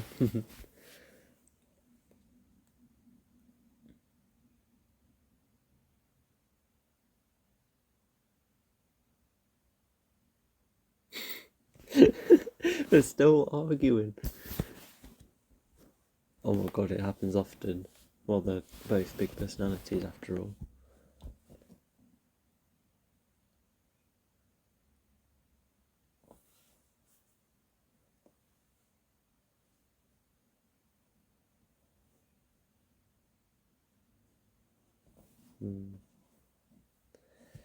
Like, it's one thing, making sure you're prepared for the dojo, but it just looks like Miguel's prioritising it too much. And yeah, Sam's suggesting, but yeah, because just kind of listening to them. Oh yeah, like this slide, they're trying to kill each other. Yeah, hopefully not physically. Oh, it's been given a bit of a smaller label. That's not. I got a subtitle. LaRusse argue in the background. But yeah, like, earlier she was trying to suggest another dojo to him, but Miguel's already made a connection with Johnny, and it's different compared to what Daniel's been telling Sam.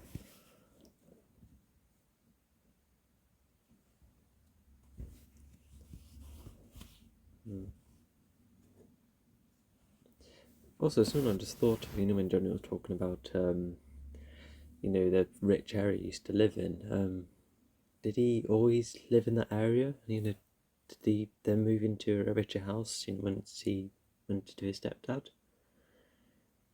Unless it's two different places. Did he live in the sec? He definitely would have lived in the richer house for much longer, I can imagine. With the stepdad coming in quite early. But then also, and interesting to learn a bit more about the girl's mum as well. Yeah, just another minor character, but thanks to those details, it's just not learning more about her, and it helps add to Miguel, who he's raised up by, and he's obviously raised up by someone who's quite nice. Yeah, Robbie hasn't stopped skateboarding.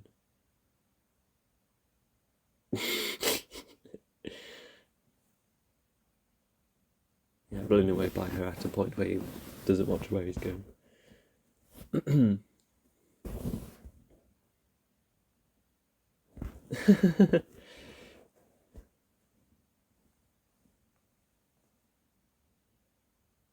Oh, has Daniel talked about Sam a couple of times then? Was it probably about the karate? Yeah, and Daniel's still opening the door. Yeah, he's up for teaching multiple people already.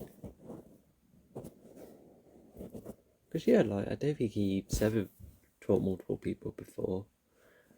But I've shown in later seasons he's more capable of doing that. I wonder if Miyagi's taught multiple people. He might have trained the two children or something.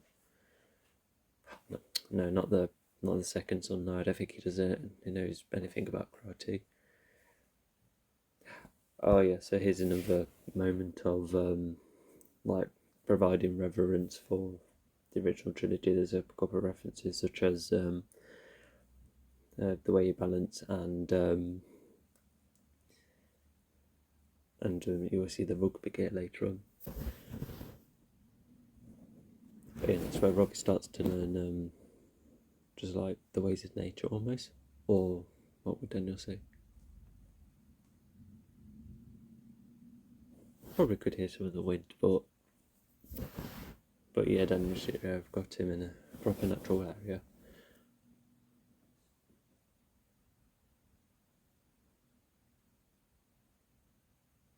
Yeah, matches with the whole perspective, like the peaceful side to karate that Miyagi represents. Oh yeah, so we've seen earlier, Johnny's already making he might just make more of an effort to make himself presentable, and I think thanks to talk to the girl's mum earlier, I think it's just softened him. But I think he's just getting softer in general, and it just shows that he's just wanted to be someone's better, and you can definitely make a choice like that after being invited in that. Just stops yourself from going all narrow-minded. Oh, yeah, because he avoided the alcohol and he went for that instead. Good choice. Will do much better. Good to see his TV's working. Yeah, matches with the job he lost in the first season. He still has that maintenance skills.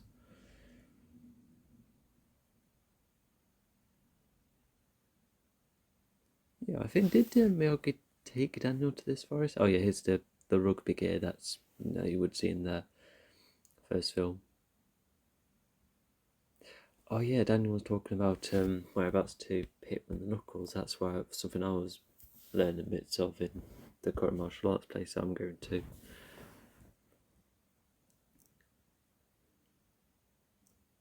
Very similar to Karate Kid 3, where, well, probably like the other films as well, where they do their best to be in sync.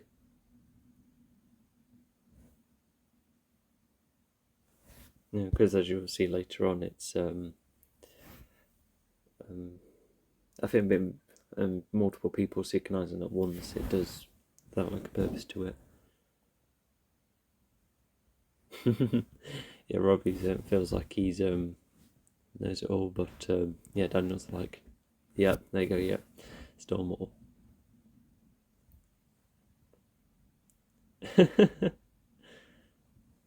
Yeah, absolutely. Yeah, that's really got yeah,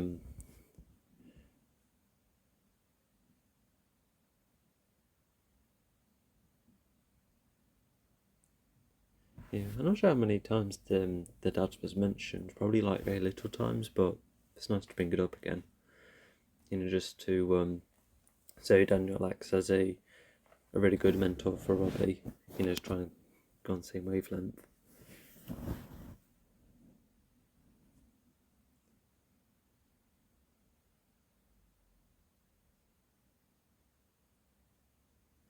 Yeah, so with that flashback, just why he's gone to the car place in the first place, and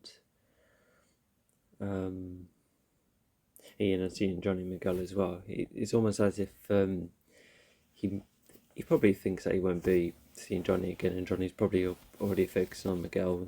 Probably from Robbie's perspective, and yeah, at this point, you can see why he wouldn't want to admit it. Definitely not wanting to ruin a moment like he's in now.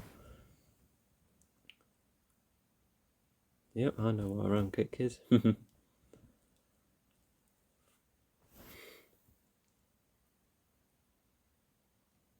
Yeah, I know that one too. Oh, yeah, tricky. It'll be useful if you. Oh God, even leaves on that soft.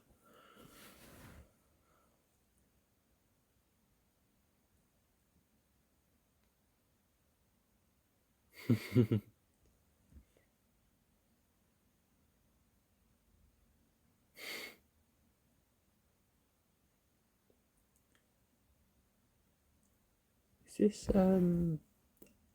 I thought it was hockey, yeah, because late season shows that. Oh, it's cool to see him interested in sport. I like Hulk's messing about, and also Miguel's just talking about his perspective with him and Sam, and even Johnny in the mix as well.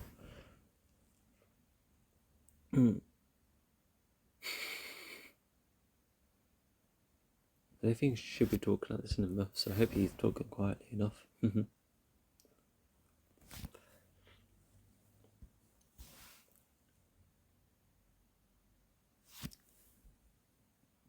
Third grade, oh, quite early on then.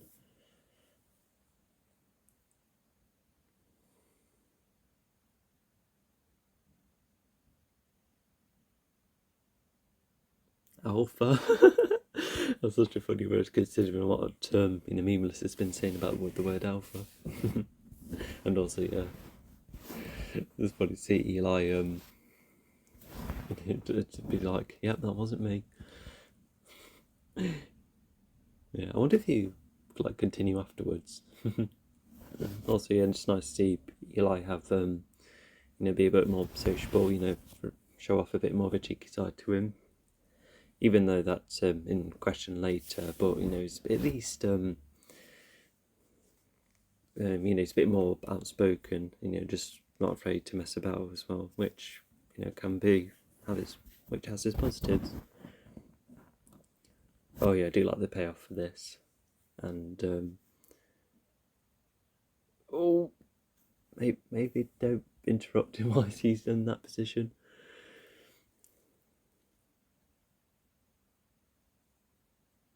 I wonder if he will use it in the final season.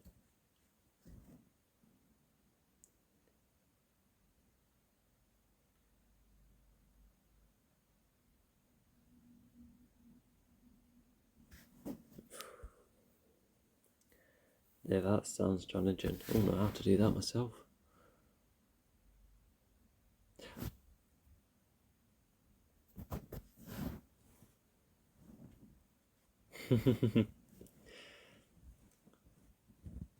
So despite how long Miguel and the others been taught, it's like Robbie's also getting quite good as well at this point. Like, even though we can't really put Robbie Miguel together just yet, there's almost like a tension and a wonder for, who could, win in the fight. Also, yeah, I didn't think we'd see the caretaker again.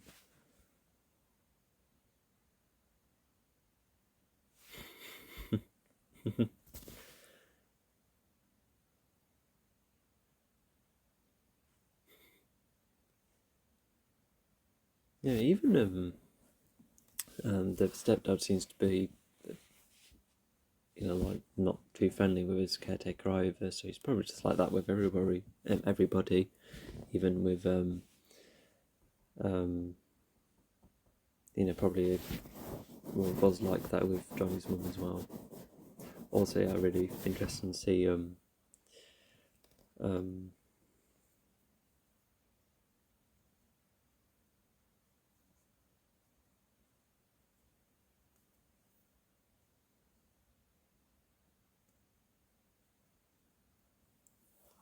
yeah. So despite like a good boost of cash during the first episode, Johnny's able to build himself up way more, thanks to the success of Cobra Kai. So yeah, really honourable of him to pace it back, just really showing how much he doesn't need a stepdad anymore.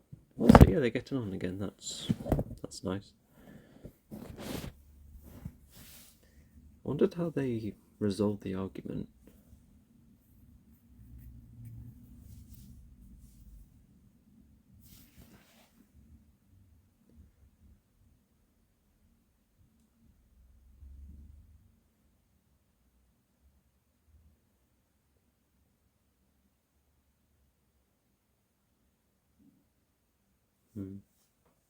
Oh, there you go, he's taking Eli's advice. Well, probably just, the overall Cobra Kai advice to, just, go there, no questions.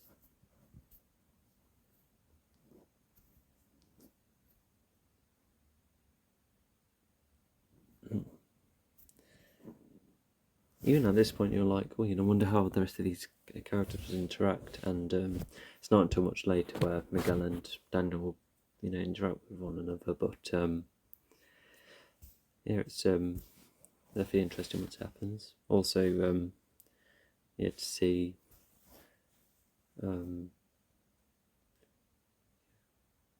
yeah, I think he probably will be jumping to conclusions, like, not knowing who this person is, and yeah, like him being there is just proper got him off, and not to mention he's someone that Daniel and Sam seems to, get on as well, which makes him doubt himself.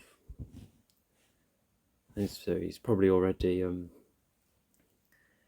like having negative thoughts of Robbie already at a point where, yeah, that's like the negatives of Cobra Kai. It makes you, like, build up rage towards someone which isn't needed, which is kind of like, the first film where, Johnny and Daniel could have been, oh, yeah, like Daniel did say that Louis is absent. Did also Daniel say that he was pleased that Louis wasn't about? Well, like, as in, it's like quite annoying last time, and so he just wants a peace with just his family. At least Robbie's no trouble. Oh, yeah, that's made Robbie jump into conclusions as well. Nancy? That must be a reference. Oh, I like that kick. Yeah, because it doesn't know what to do. Oh, got a hit from a crowbar. That could knock you out.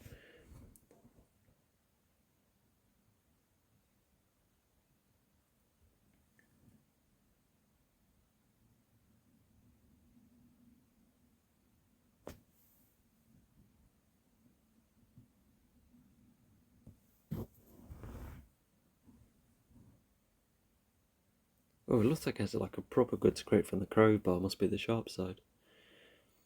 That's his valuable car.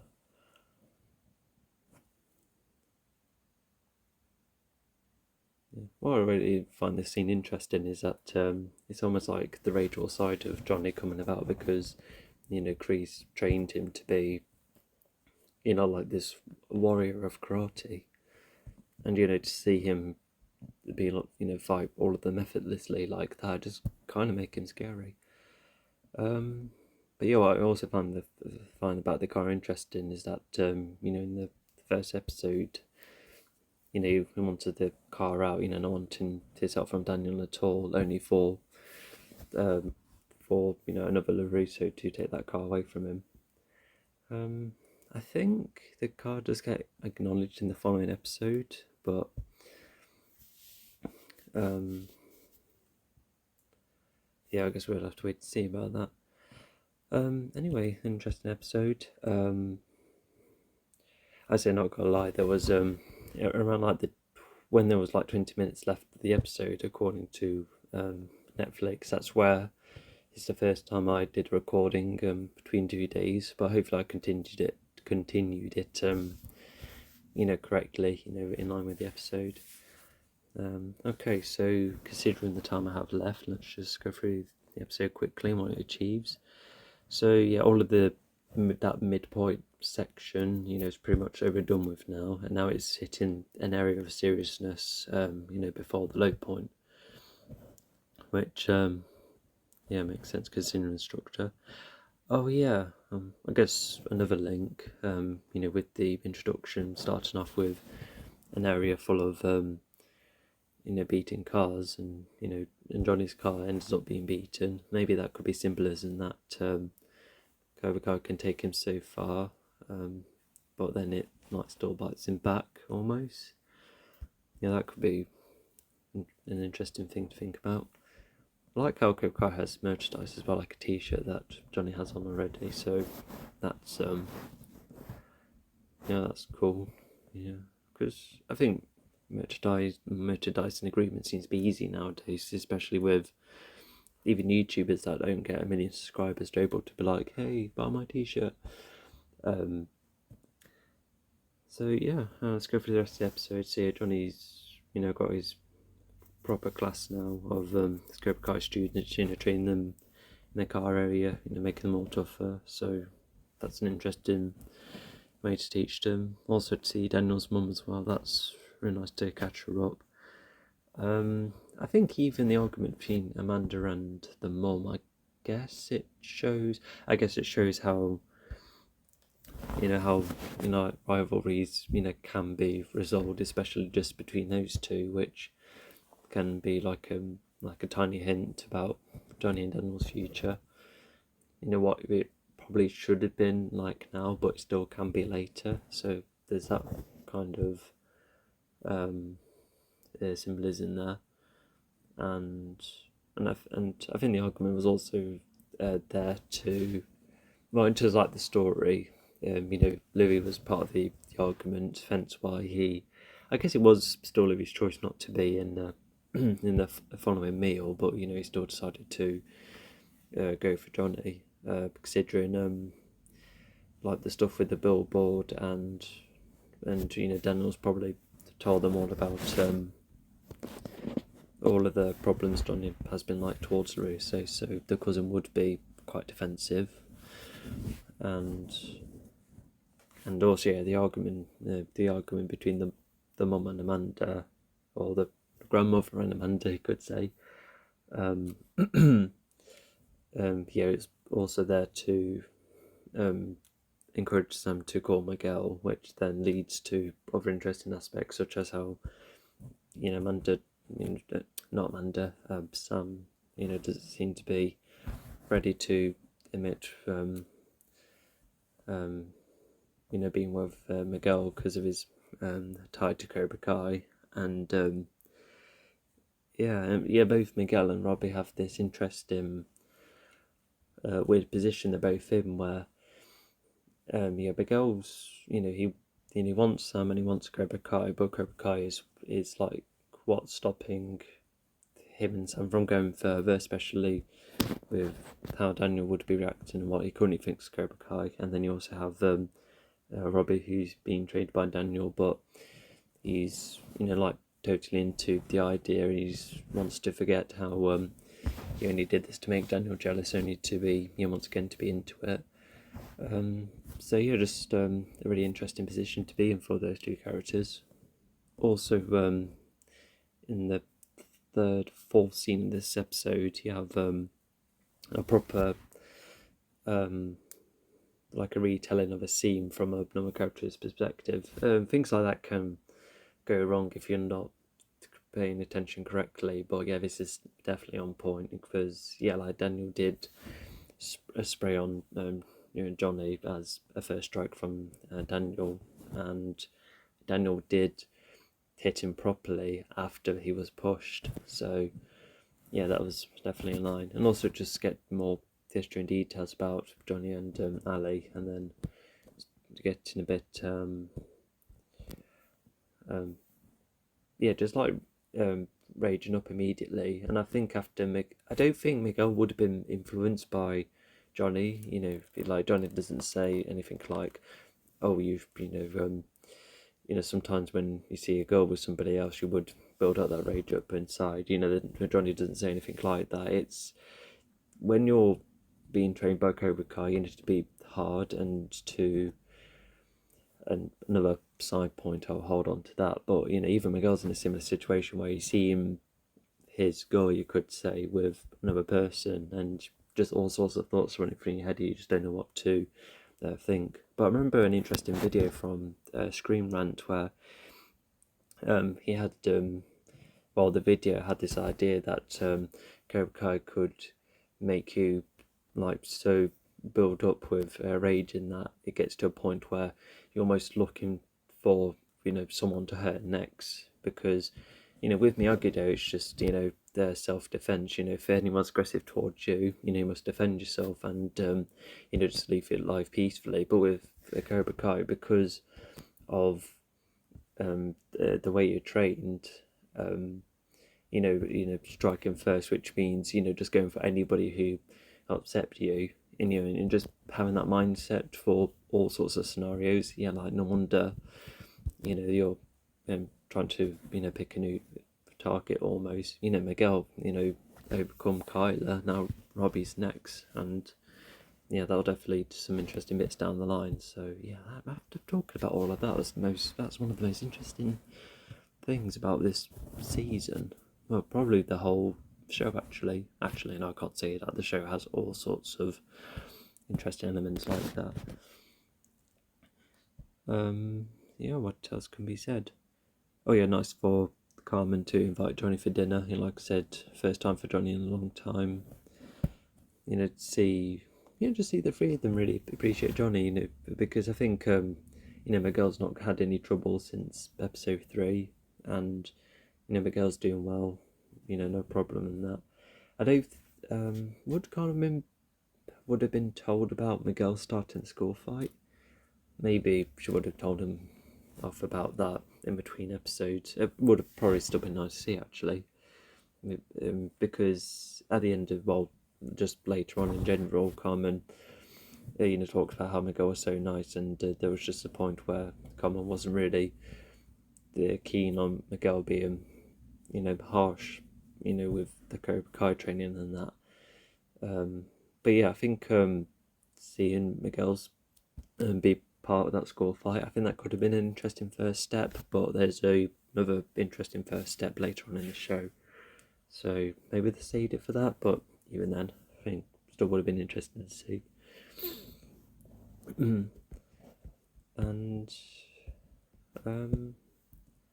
and also Johnny to go for juice instead of beer, and assuming it's beer, and to be eating something a bit more exotic at Miguel's house. That's an interesting new experiences for him, and to see the apartment transform, just a lot more clear and able to locate better, almost as if he's able to go around to his flat better.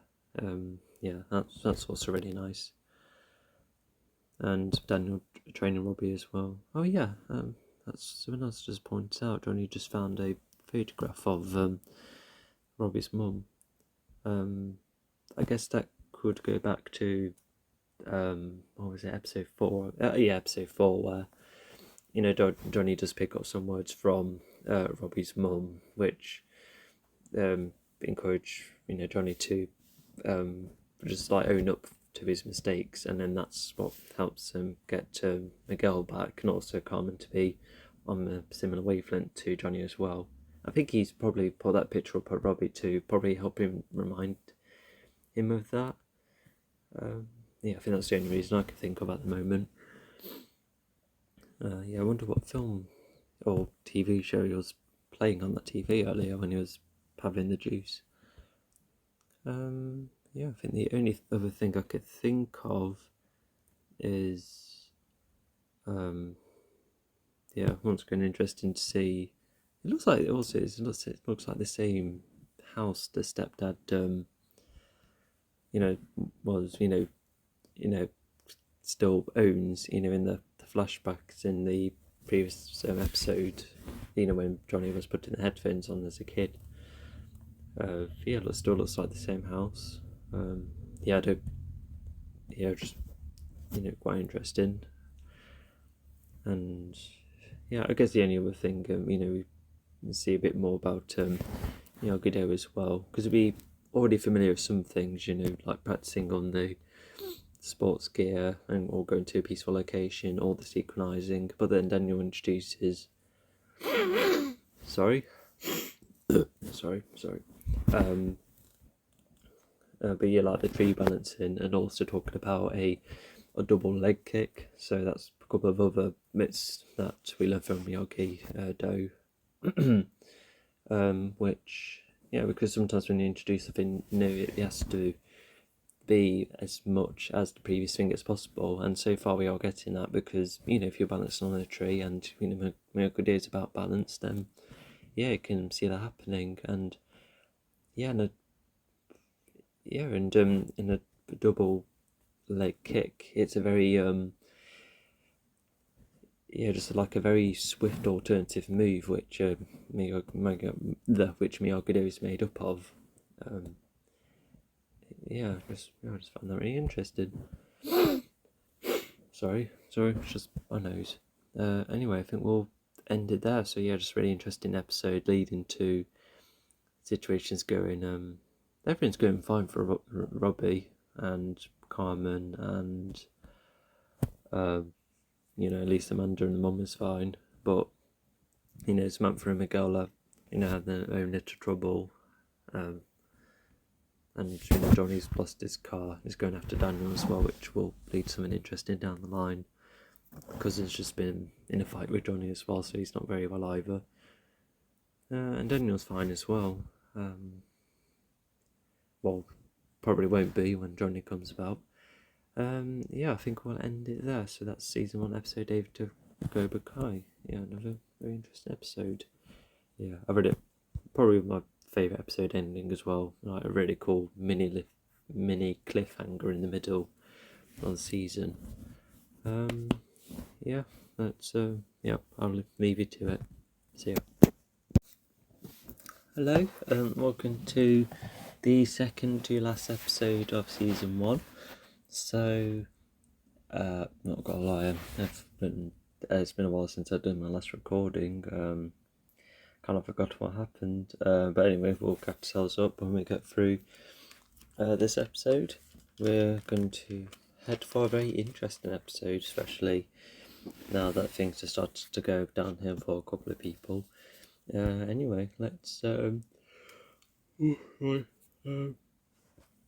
get your Netflix episode ready in 3, 2, 1.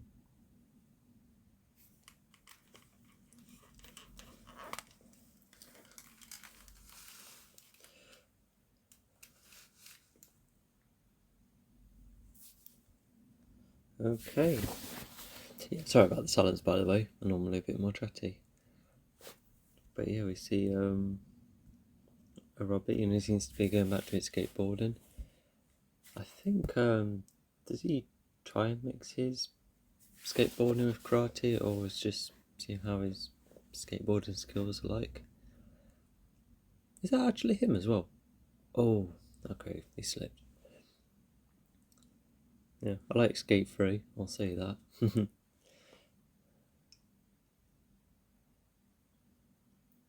Mm. Oh, is he attempting balance? Oh yeah, the the one on kick. Yes. Oh yeah. Ah, yeah, nice one. I thought he was going to blend in together in some way. All right, that gives him some practice.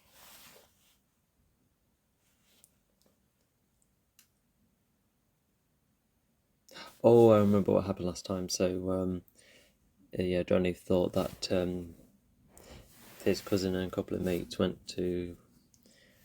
Yeah, Daniel thought he was. Yeah, Johnny thought Daniel sent some goons to attack his car, and now they've met each other.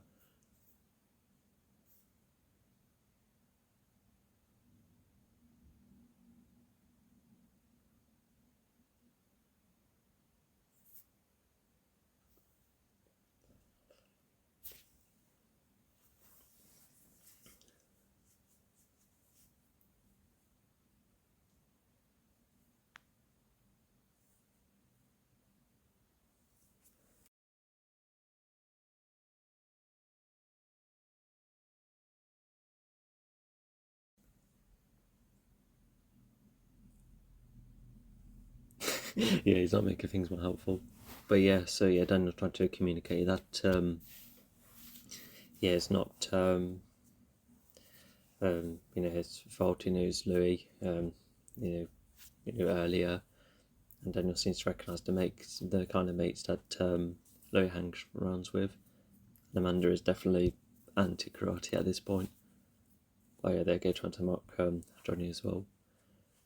But yeah, because of those two there, it's kind of diffused situation, mainly with Amanda. But I think the kid just makes it a bit awkward, especially as Daniel doesn't want to fight.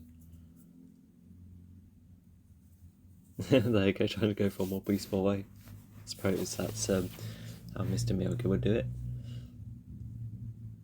Yeah, it's the morning.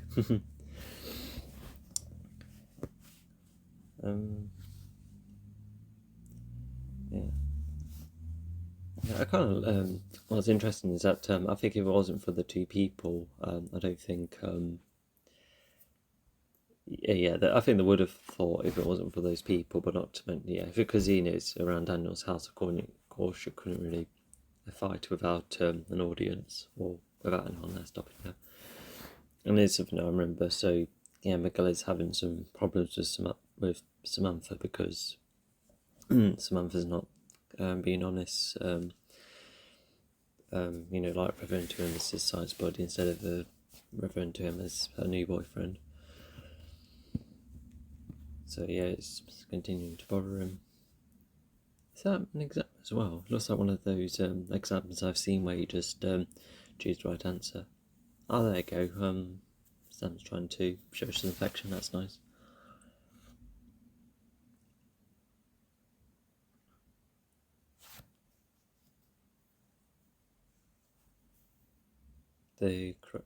Yeah, yeah, which is half true, but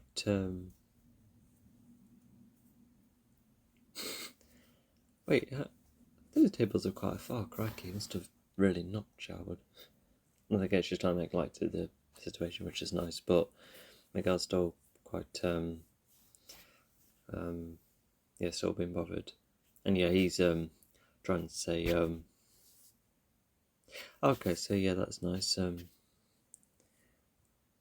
Nice trying to be nice and welcoming to Sam, but it looks like Samantha's just really hesitant. Ventura. Okay. Yeah, well, yeah, she's just trying to create a fib there, not actually admitting that the karate that Miguel's getting it from is causing the problem. Yeah, so it's just a bit awkward between them at the moment. Oh, shame. Understandable though. It's the first time Amanda's met Johnny. It's just trying to have a conversation.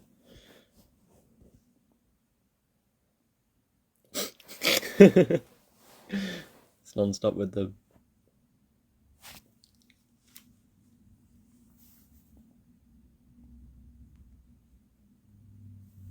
Oh,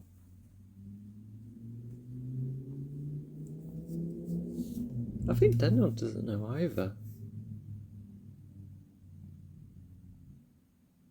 Maybe Samantha admitted it, but obviously, she wouldn't know who Johnny is at the time. But yeah, now that's something Amanda knows, I wonder what it'll be interesting to see what she does with that information.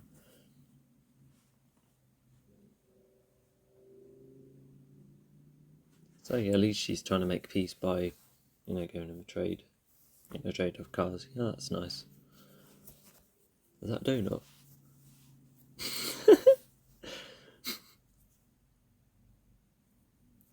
Yeah, he wants Daniel to be knowing that Daniel's been threatened.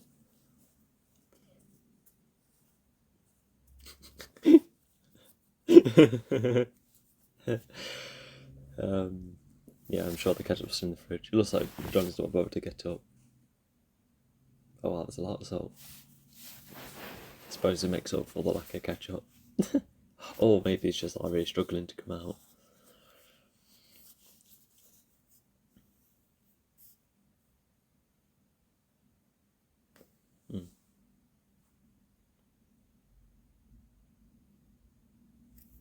Oh, yeah. Pork's getting a bit more sinister. Well, yeah, it could have been like a close friend or like another family member. Oh yeah, so yeah, Eli's really picking up on the pork brand. Yeah, even I think I just referred to him as Hawk earlier. Feel like as I said last time, yeah, Miguel's just having a more of a smaller mindset, which is making him struggle to think outside the box. Oh, she's dissing Aisha. Okay. Yeah, Dimitri's definitely not taking Eli seriously, to which Eli's not really a fan of. Oh, is there a... Oh, yeah, that's Canyon, not the Grand Canyon. Oh, yeah, so striking first in another way. Okay, so yeah, now just gonna raid a party.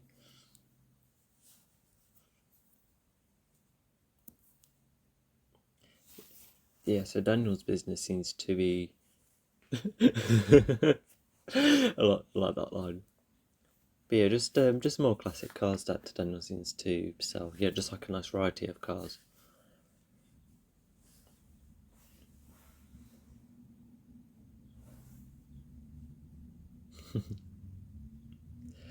I'm not the biggest car expert, unfortunately. But yeah, he's chosen one. It looks nice. Almost matches his shirt. So yeah, Daniel's trying to be a bit more civil, and I think that's thanks to Amanda as well.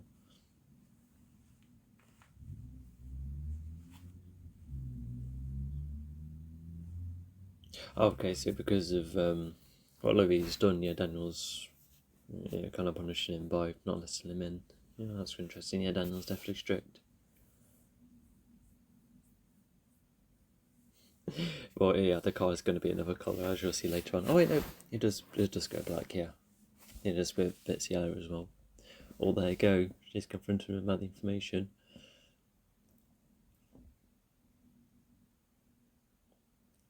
Yeah, but she's still part of the problem.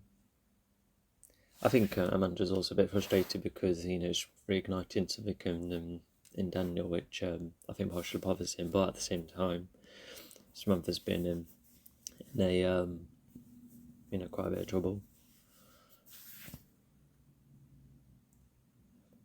It's funny that the son is like, "Oh, how about the other gadgets too?" Yeah, because can message in that way. Trying to belittle him by calling him with another nickname.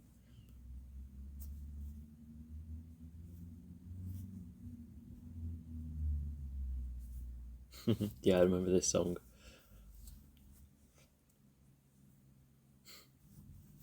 Yeah, I like them.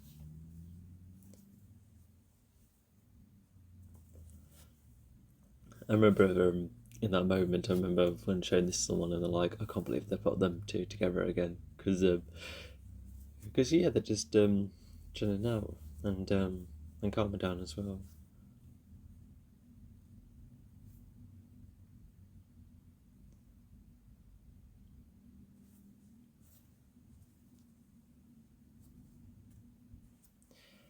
Oh yeah, so this is where Daniel used to stay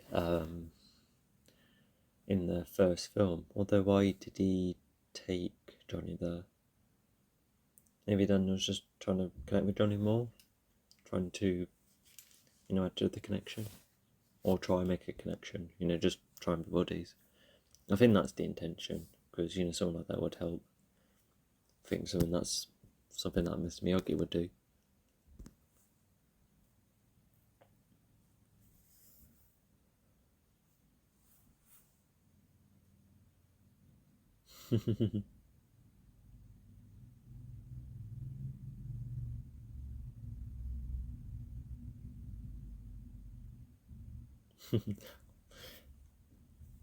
Yeah, so it's just a nice way for them to compare, what their living environments was like.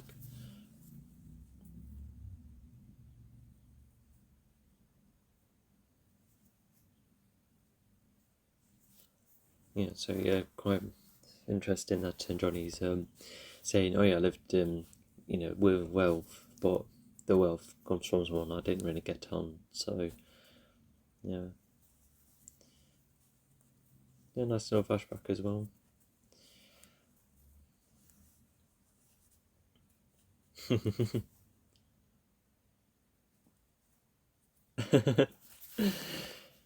Yeah, you can't exactly take them off Johnny without triggering him.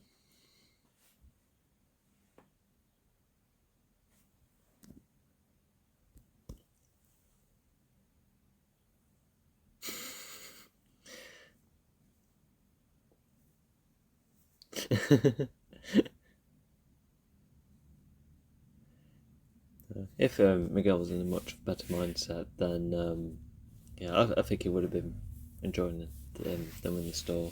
And also, yeah, Hulk is being more confident at the point where he thinks he can get away with alcohol with we'll see what kind of ID. Why is this one even there? She needs to concentrate on her work.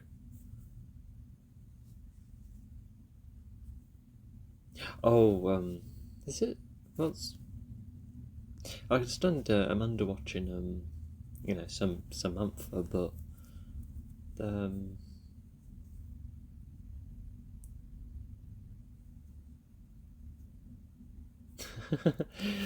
the brother adding to the flames.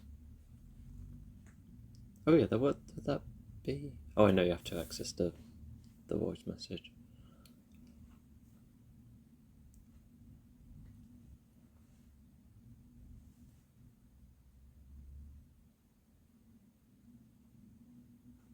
Yeah, so just I think despite I think when they're talking on the bench, I think they must have made Miguel think, oh, let's give her a better note, instead of a bad note. Oh yeah, there you go. That's the ID thing I mentioned earlier. Yeah. Also, going back to speaking of alcohol, Johnny knowing where the bar is, I think Johnny must know the area quite well. If he knew about the bar around, where Daniel used to stay.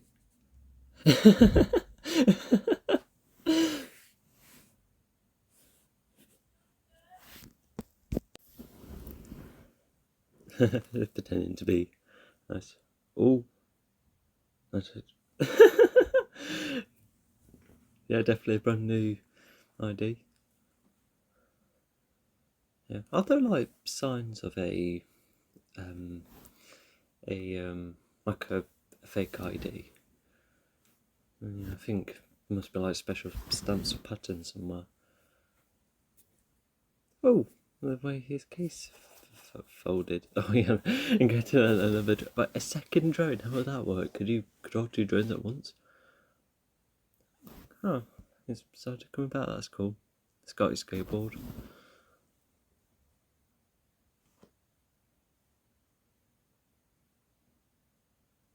Yeah, I don't think Amanda would want to squabble about something that's nothing relevant. Also, I'm quickly finished. Oh no! I think the mum should have at least get Samantha to clarify the situation and then be banned. Because I think that might be a bit too mean. But you know, Sam's been involved in the car thing, so yeah, Amanda's that kind of mum we could see. Yeah, there's bits in these bar scenes I quite like in this episode. Also, the way they dress, like Daniel's all smart and John is all just a bit rough around the edges.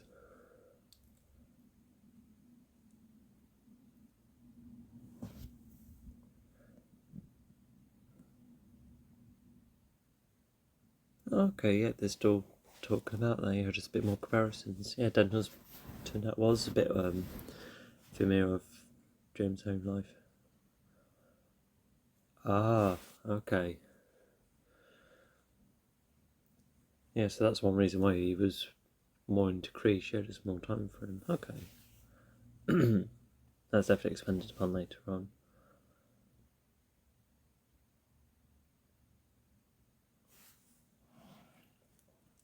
I feel like that's a bit too on the nose to admit that, but I can see that being natural, being like, oh, we know what, Constance, but I still like I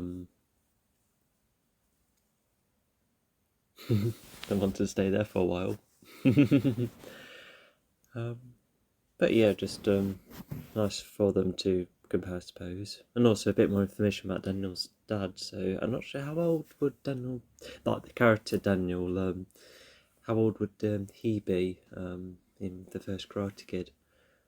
It was it like 2 or 4 years after his dad died, and then they moved, or something like that.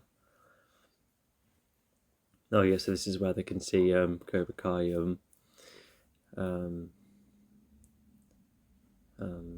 infiltrating the party, and yeah, Carly see Miguel, and it's like nah, and then also you can see Miguel still being annoyed with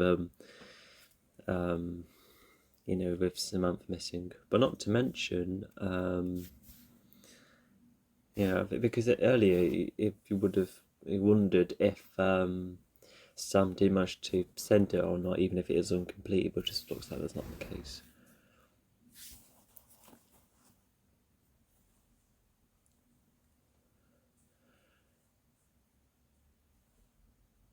You have to keep an open mind, but you're struggling to do that because it's not only karate; it's him being young.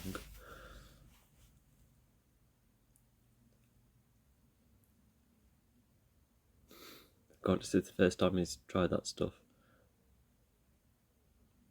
Oh God, yeah, that's going to really get to him, as you'll see later on. I don't recognise that book. I'm not very good at books outside of books that ended up being turned into nominations.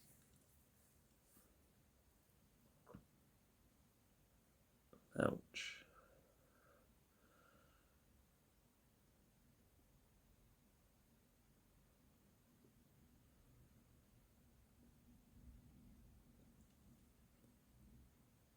Warden. Yeah, she was talking about being a prisoner earlier, so it's kind of carrying on that little theme of hers.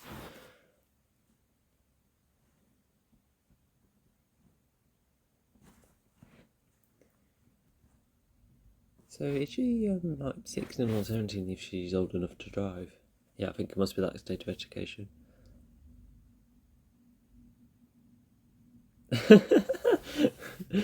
I like that. Yeah, because I very good remember him faking it. God, who's he? And you're trying to really listen to her.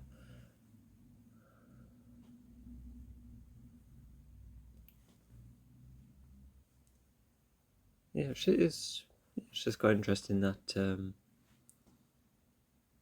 Oh, okay, yeah. Vicky was hoping to get a touch of her. Yeah, so he'd had a small crush on her until he's heard about that, which explains why he helped her out, especially with the way Sam was feeling. But yeah, it's a nice start to the friendship, and also, yeah, back to this. Oh yeah, they're talking about Ali, I think. Although do like the later bits as well.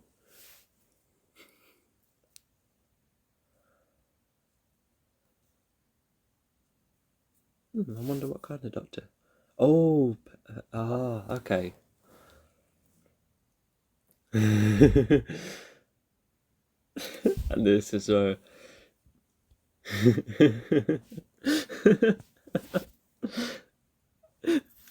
yeah, we've never seen Johnny be hooked on a phone, so um, yeah, so it kind of makes sense. Oh, nice dogs.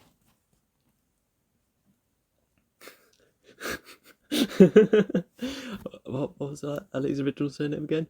And then after seeing them, oh yeah, is it about to come? Was that funny line? Oh, okay, yeah, he must be scrolling. Oh, not quite.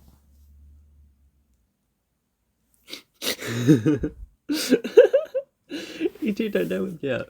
It must be the drinking.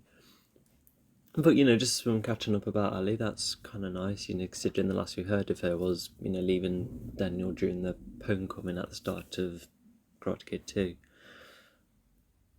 Oh my god, how many has Miguel had? Yeah. Even if he's drunk, it's still a progression of his behaviour going upside down. It's an unusual place to party, but I would like it, kind of. Oh, I know Eli's managed to get hold of Moon. That's nice.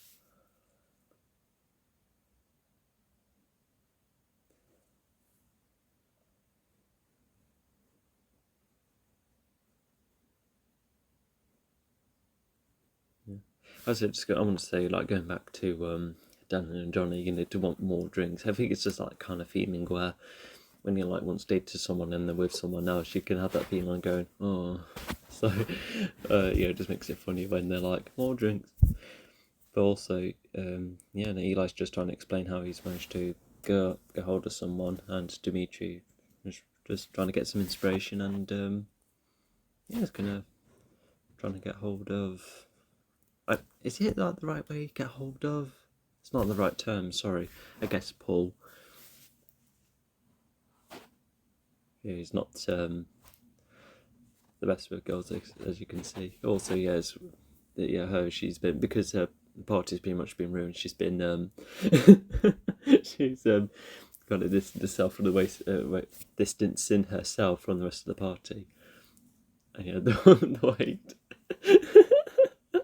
Dimitri's just trying to say the right thing, where he's struggling, especially talking about his mum and that. Yeah, she's not having it. But do keep that in mind. At least he's tried. Oh yeah, she's really had enough. Yeah, because you would have been fine if you were just watching the party, but then had someone speak to you, you're like, you know what, I had enough of this.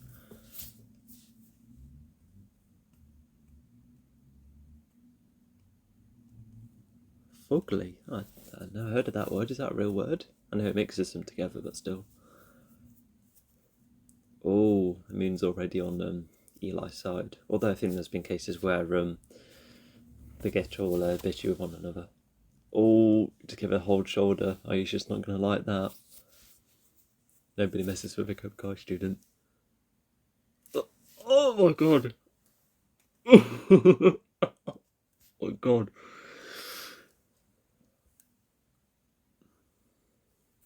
What did Aisha know she was wearing those? Oh my god. Guess it's an interesting payback, and it also looks like the rest were impressed with what Aisha did. That's something else to keep in mind as well. There must be quite a way away if it's night time. Yeah, I think this is must be quite a remote area, especially it's away from the parents.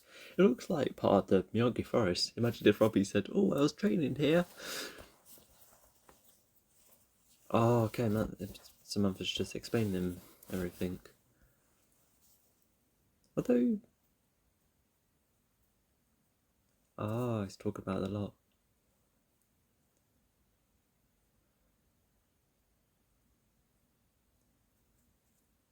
I think at this point, Robbie would think. I think he may guess. Oh, wait, no, yeah, he already knows Johnny and Daniel are rivals. And I think with Johnny at this point, no, Robbie is thinking at this point it's just some other Cobra Kai student, but until he sees Miguel, someone who has been bonding with Johnny, as Robbie has seen, that does make things complicated to listen later on. And also, Miguel's just seen Robbie and her again, so that's not going to be very helpful. You know, they seem to be bumping against one another. Yeah, this is where he's like, hang on, is it him? Oh my god, we never seen Miguel be in this. Oh yeah, Miguel kind of is. Well, I think they were talking about that earlier with school. About the dad, but yeah, Miguel kind of does really see that yeah, Samantha being hesitant, you know, about Daniel getting to know him. Yeah, that's what Miguel's like, part of Miguel's frustration. Oh, I kind of struggled to see that shot. I think was it like Miguel's left punch that did it? Oh no, that's something to consider. Yeah. And Robbie being pushed. Yeah, I don't. Yeah, Robbie didn't attack. If anything, he might have brought up some kind of defense because you know that's what Miyagi-Do does. But you know, Miguel obviously kept him attacking. By the way, they've just been drinking and they drove again without consequence. Yeah, it's similar to what I said in episode 1, but once again, at least the rest of the show doesn't pull this off. Oh, yeah, I bet Robbie wanted to. Probably, I think it was talk about some other situation, but now Daniel's like, hey, this is my student, and yeah, there you go, a lot's been revealed. Oh, he's even defending Daniel. Oh, that's going to make it harder. Yeah, that's enough to completely put all of that progress aside. It's just a shame. Yeah, and Daniel's really not knowing what to think of this.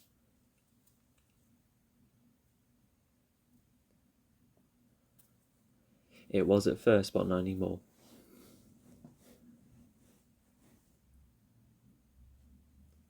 Oh no, he's even going to fire him as well.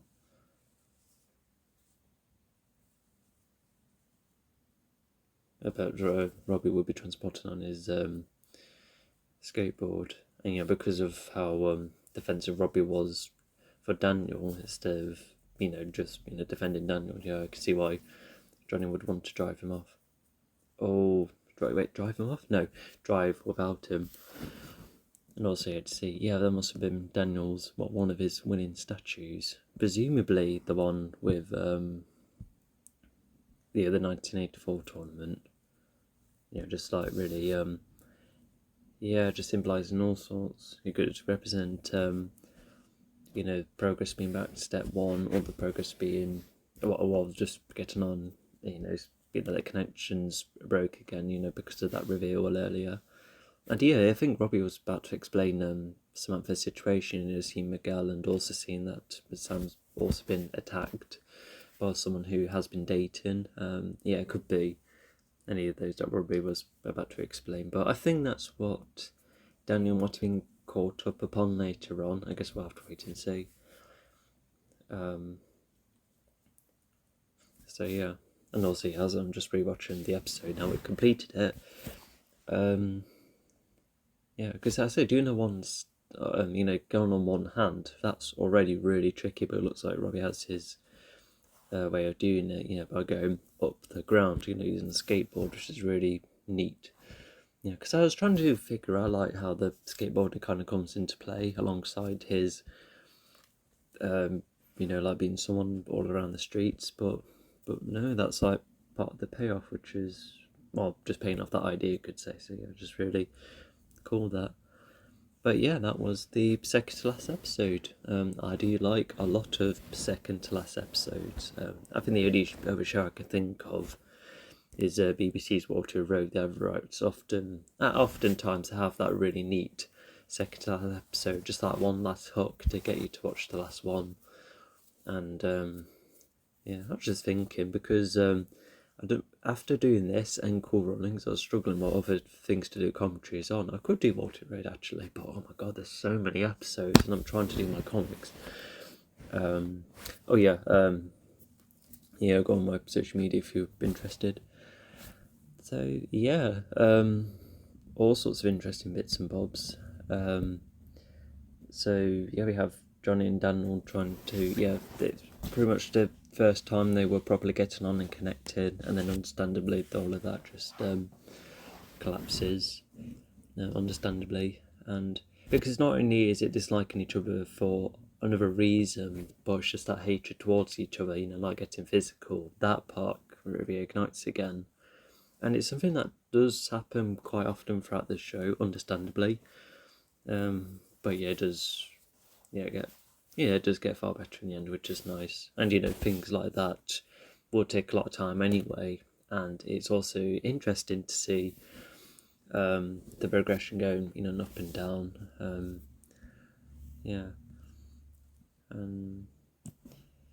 So it starts out with Johnny finding Daniel, and to which.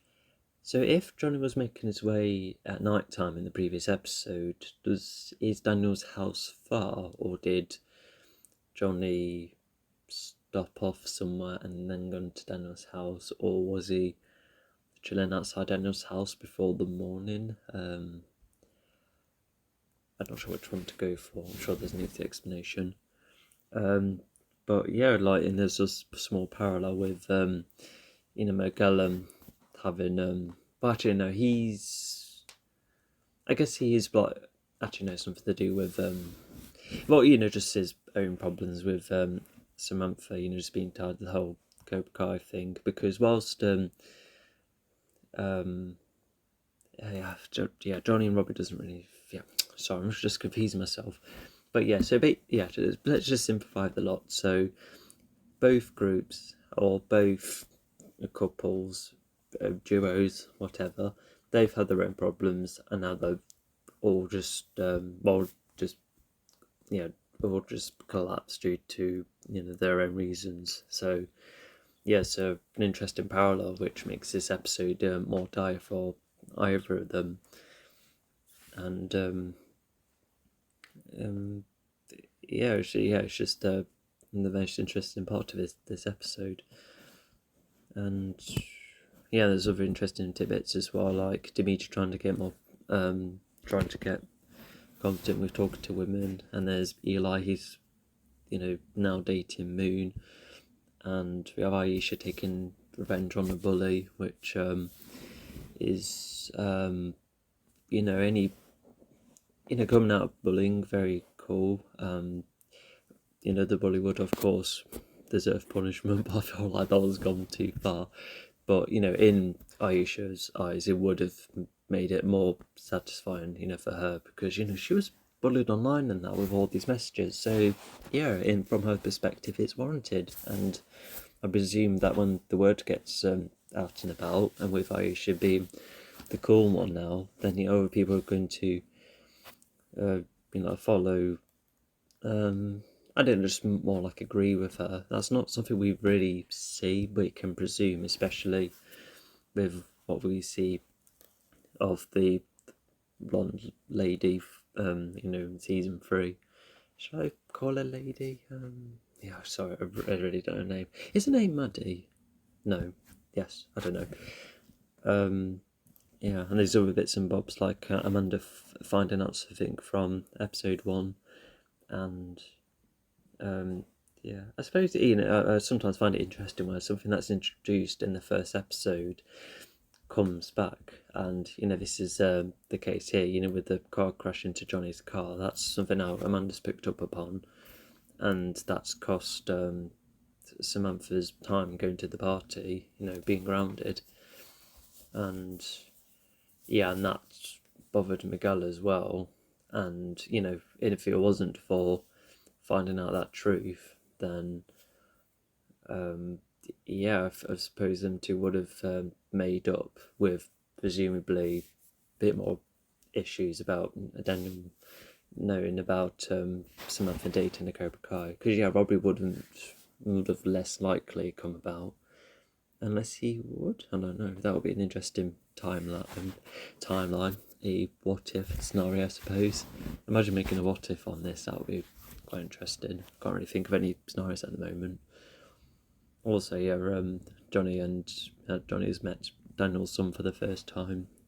Nothing major, but I suppose that's something, because I do remember one more exchange they have like seasons later, and you know we see Daniel's old house again, as well, just where he used to live, and with the pool being much better. That's nice. Just another nice way of going back to the original films. You know, that a place that still stands as well. It will probably be probably more. It could be more presentable, probably more funding, especially with the pool. Actually being a pool. So yeah, that's something. And you know, an updates on Ali and also the number of things Daniel and Johnny bonded over, such as seeing their senseis, mentors, and what their home situations were like, and the relationship with their dads. Yeah, it's just a lot of nice groundwork, because Daniel and Johnny didn't really as aside from Johnny bullying Daniel, there's not a whole other exchanges between them. I do remember one amusing moment where Johnny was about to go for Daniel, and then Daniel was talking to a teacher, being like, "Oh, teacher, please, extra time towards this topic." And then when Daniel was like, "Hey, Johnny and his mates would like to come along too," and then Johnny and his mates were like, "Nah, we're not gonna come with you on your stupid extended idea." Because obviously Johnny would have no chance beating up Daniel in front of a teacher, or let alone mock him. And but yeah, I remember that, and there's one or two deleted scenes as well. One of them, which I think is reused in season 4, which I quite like, assuming it's a deleted scene. I kind of like it when deleted scenes come, reused again. It kind of reminds me of that moment in Glass. Yeah, that was really interesting. That was. That trilogy, Unbreakable, Splitting Glass, that's something I'd probably like to talk about more, expand upon in my own time, because I used to be a really massive fan of that trilogy, and it would be really cool to revisit it. Anyway, we're not talking about that. We're talking about Cobra Kai. Yeah, Johnny's got his car as well. Yeah, it would have been It was Amanda's idea anyway, so. Oh yeah, they didn't go through the paperwork, so did Johnny do that later? We see Johnny with the car later, so maybe Amanda did it digitally for him. I think that's something you could assume, because, getting ownership of a car and having it traded, yeah, that's just like one of those moments where it doesn't really impact the stakes of the story, but you can somewhat assume it. But I think it would also been nice because, they didn't come back to do the paperwork, so just someone else just found out. Just interesting to think more about the plot, I suppose. Yeah, and also just to see a bar around Daniel's house. I guess that's a minor bit of world building. I know that we've seen all sorts of surfaces. There's the smart restaurant. There's the new Cobra Kai studio, which is next to the little market, the woods, and Daniel's new house. It just gives more life to the place, because the valleys is an area that. Oh, actually no, it's tied to the third film as well. There's it's a wide range of places we see, and to see even more, it makes even if it's quite just like your everyday American town, it is just still interesting to see a wide range of services. It's something you don't really think about, because sometimes when you think of a fictional world, sometimes you think of Hogwarts, this massive place, we've had that has its sections, but you don't really have that with a town because of how big it is. Even thinking of, I don't know, like the Simpsons town, I suppose it can be, really interesting to think about where everything is and all the services that exist in there. And yeah, the same can apply here. And as far as I can tell, I don't think there's anything destructive to the world building or raising any eyebrows. This isn't a recent one. Yeah, those. I just we've all heard about world building issues recently for those who've been caught up with some modern films, and so I know this is far more grounded than a like a sci-fi fantasy thing. Yeah, you get the idea. Let's move on. I think that's everything. So yeah, just really interesting end. Miguel and Samantha aren't talking to each other anymore. Samantha said that she won't be at the tournament, but that's something to think about when seeing her again. Actually, no, let's just say it now. She does come to the tournament, but one reason is because Daniel, I think does he help fund the tournament, or is a big figure to come to this tournament yearly? Is that, yeah, something like that. So yeah, the whole family had to come anyway. And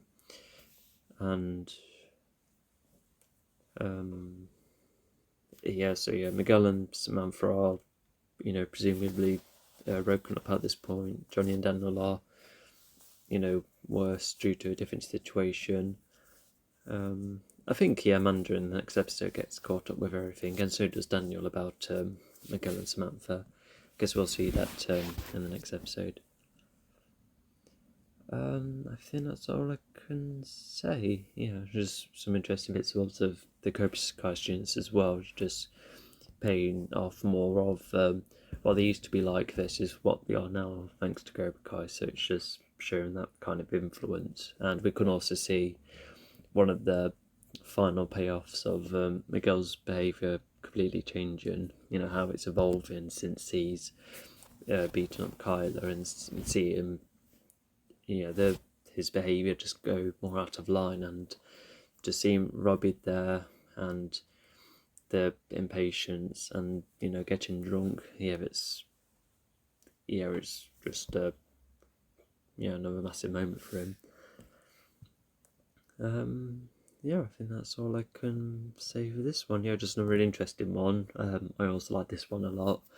I want to say episode 7's probably my favourite still, but I still like a good majority of these. They're fab. Episode 1, episode 2, I like this one.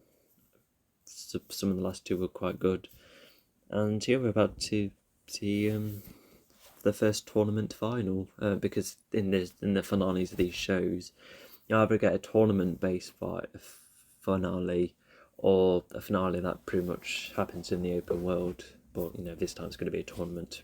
From what we've seen, with it already being advertised and being talked about loads of times, and we can already assume it's the tournament coming up, and which lightly mirrors the first film. And maybe the other films as well, although that's a whole heap of analysis of itself. Anyway, I'm gonna leave it alone, so see ya. Hello all, today is the final day of season 1 of Cobra Kai. So we're gonna get into a lot of fighting, which is rather exciting. That nearly rhymed, lol. Anyway. So hopefully all of you are up to date, seeing all the episodes, which definitely helps the finale, because I don't think there's such thing as finale that you could watch without watching the previous episodes. So 2 groups of people have fallen out, and we get to see what that's like. Sorry, just when like your shoes eat your socks. Let's just get the episode ready, shall we? Okay, Okay, Netflix episode ready in 3, 2, 1. Yeah, I was thinking, I think it would be cool for me or presumably someone else to do like some kind. In fact, there are like breakdown videos of the fighting in this show, but I really like the videos where it's slowed down bit by bit, and if no one else is doing it, then I will. Okay, so we've got yeah, so it's just the tournament being set up.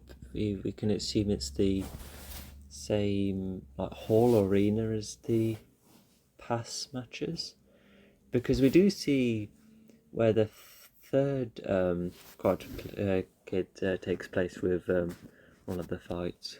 As when Daniel shows Samantha another hall. So is this a different hall?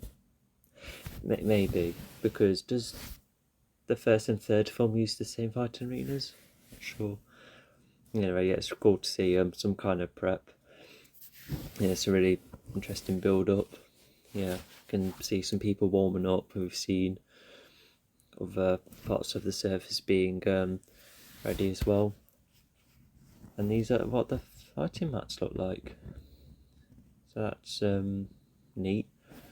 It's going for a different colour scheme as well. It's normally red, but it's gone for like blues, and it's the case with in the fourth one as well.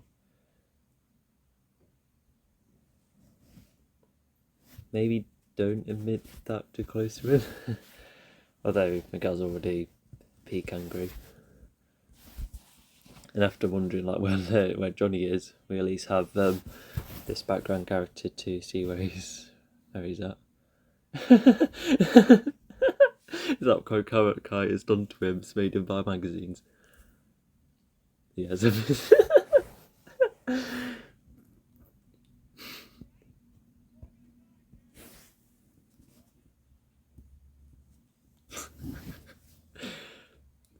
So yeah, it was on the label, and so yeah, he still managed to get the car. Like I said, I was wondering how he got the car last time, and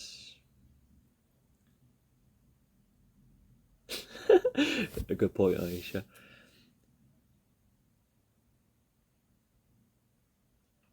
I'm a bit mixed about seeing what he was like, only for him to show up, but I think I think that's the phases Johnny has. He will, well, as far as we know, to get drunk only to be fine on the following day.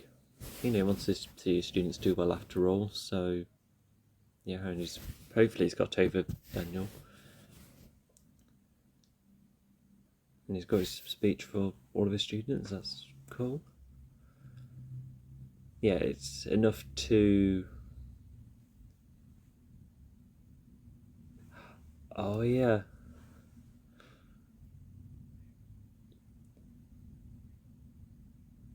Yeah, because it's the... yeah, we're more familiar with the first two rules, and then this is how the third rule may play out.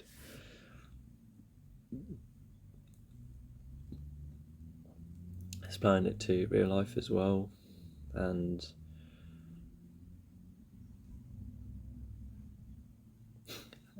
with when he mentioned fire, was he talking about his car? But yeah, he's just yeah, it's just a really cool speech. Whatever gets thrown at you, you own it, and yeah, it's definitely something that would help during the tournament. There we go. Yeah, badass is one of his words. But like the P word, he owns the word badass. I can't really picture anyone else who says it better than him.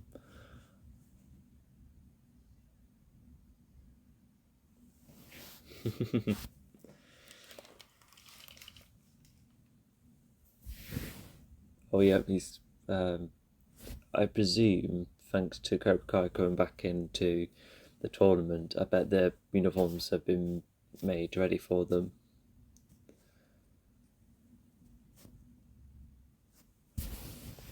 And Yeah, I do remember now that Samantha is caught up with both of their problems.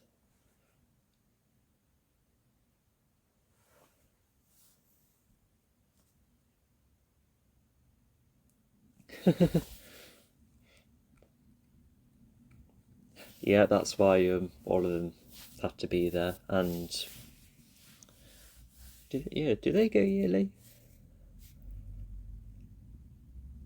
Yeah, for Samantha to talk about other moms being there and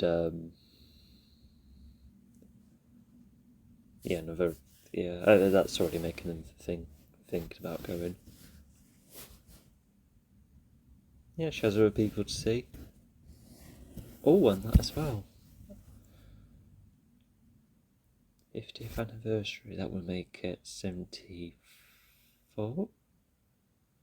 No, probably got that wrong.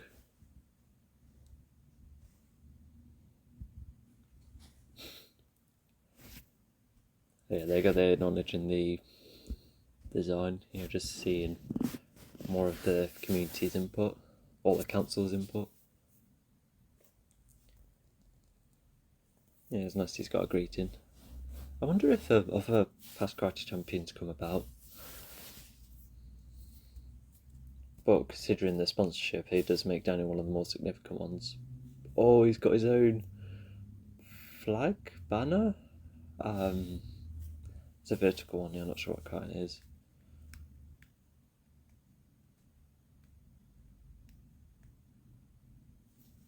Does he appear in season 4 as well? I like this announcer. He has a really good projecting voice. I think Dimitri's acting as some people in the audience, as in those watching us. Oh, cool to learn the names of other dojos. Could definitely see their two perspectives again. The grandma's chub and the mum isn't.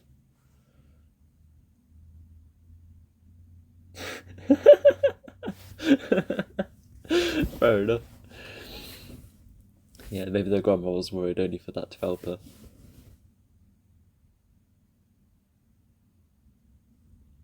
Oh yeah, I remember whose son that was. Yeah.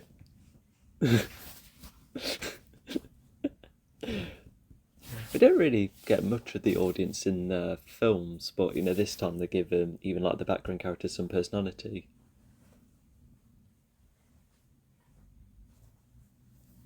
There we go, just like the past times. I'm not sure if Chris did this, but I suppose it's John's take on it. Because as from that speech earlier, Johnny definitely doesn't sound like Kreese because Kreese treats his students like soldiers, but with Johnny, he just wants them to be tough, but with just a tiny hint of sentimentality.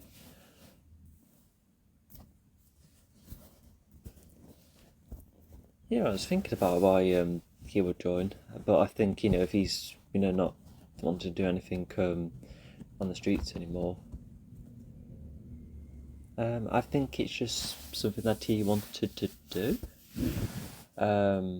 Like something to achieve. Yeah, he's not doing it because of revenge against Miguel. Maybe he's trying to press Stanley again, perhaps. To show that despite the falling out, he's not like they're giving up what he's been taught. I think hopefully get explanations later, but I think my last reason is probably the best. What's he?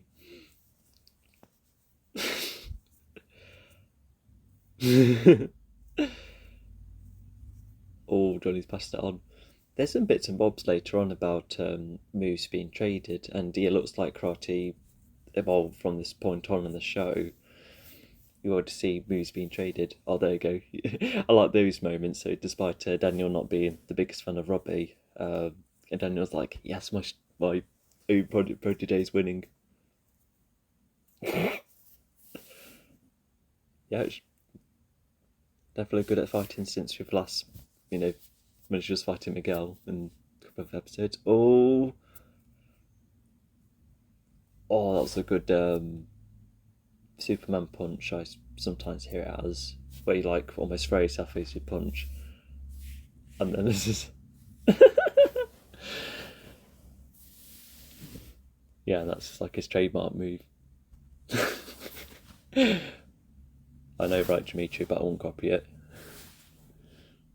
Yeah, Dimitri definitely has his own ways, as you'll see later on in the show. Oh, Bert, that's his name. Yeah, something else interesting as well. Like there are like some more light on their feet than others, so it's interesting to see them do flips. But not to mention, I'm not just going to say who's coming later on, but someone had like a background in wrestling and yet was able to join like Cobra Kai, which means that karate doesn't just have their own set of moves. It looks like it can entertain other parts too. Yeah, and there's a quick look between Diaz and no, that's his surname, Miguel and Sam.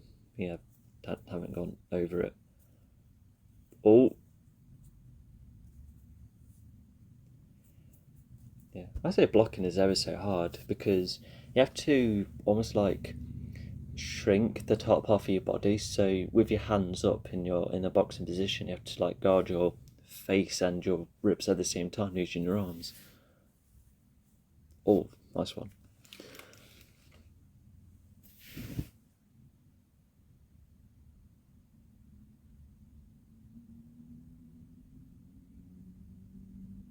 Oh, that was an axe kick. Not normally the biggest fan of those, but they can work in some ways. And there you go, that's some of that Cobra Kai personality get into her. Instead of being like, oh hey, good fight, instead she's not, yeah, she's just taking it to heart.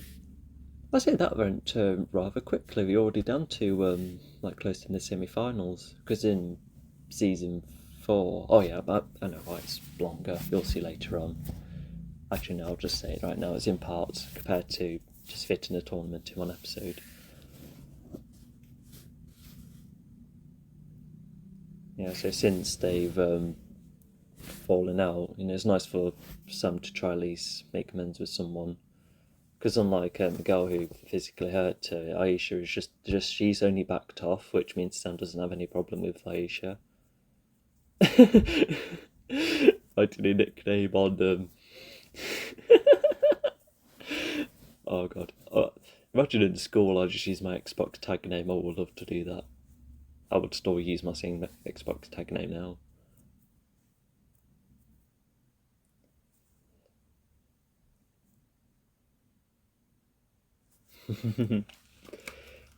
So yeah, cool to see last year's winner.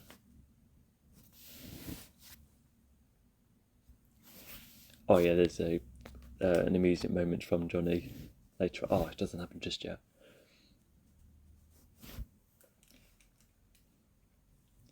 It's also nice to have. It looks like we're having a nice breather after a large amount of fighting, especially when most of the fighting is going to come after this. So, yeah. Oh yeah, so the okay, so it's all viral. Oh, nasty.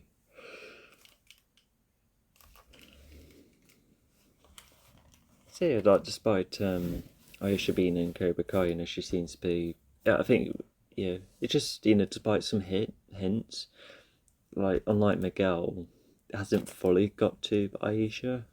Evidently, it's just only like gains the confidence, and yes, Sandra just seems to be happy that well, I think karate in general has helped her out, but that is something to keep in mind for season 4.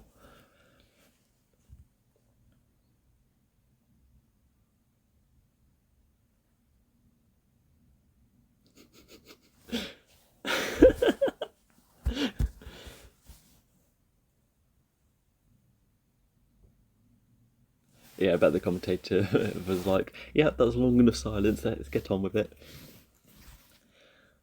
Yeah, because earlier we've had like a montage of snippets, but this time it's yeah, like we're going on to 4 matches, which varies the pacing of the episode. Oh yeah, the mum getting nervous. Also, looking at the left of the leaderboard, it doesn't. Are those like the first few that have passed, or oh, was that all the contenders? Actually, no. I think it's just one of the stages because there would have been a hell of a lot more students to start with. Oh, good one.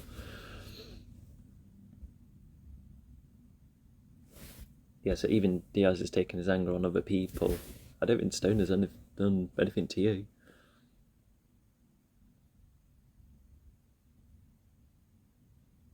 Oh yeah, Stone's already getting like a hint of fear of this guy.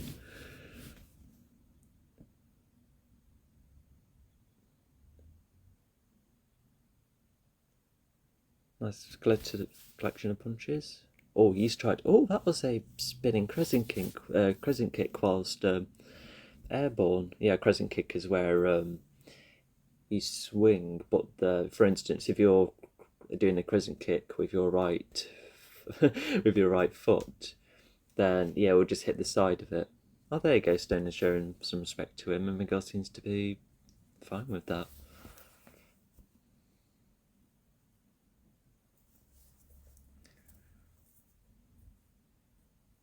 Yeah, if I say Stone had a nasty kick on my in his ribs,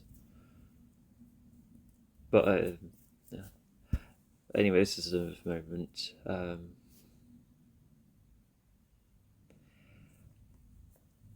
Yeah, so I think those lines probably explain partially why Robbie's decided to join in. But even at this point, Daniel's like, yeah, I still don't want to make him my student considering who he's the son of.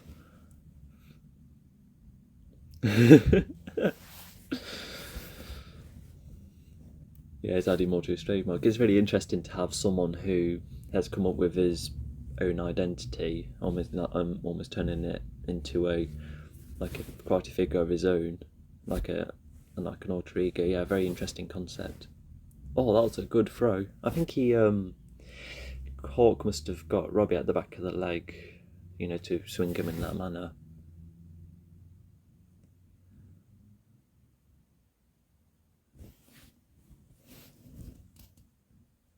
Yeah, I bet Robbie wasn't as focused at first because of what's been going on, especially being ditched by Daniel. But now Daniel's like giving him some encouragement. It's made it's just helping Robbie right here.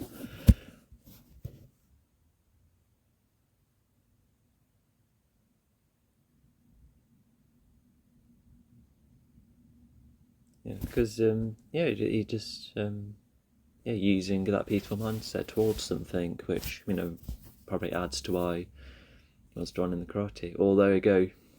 He's fighting more effortlessly. Oh, that was another crescent kick, but that one's more on the ground. Oh, there you go. Yeah, Daniel's more pleased with Robbie.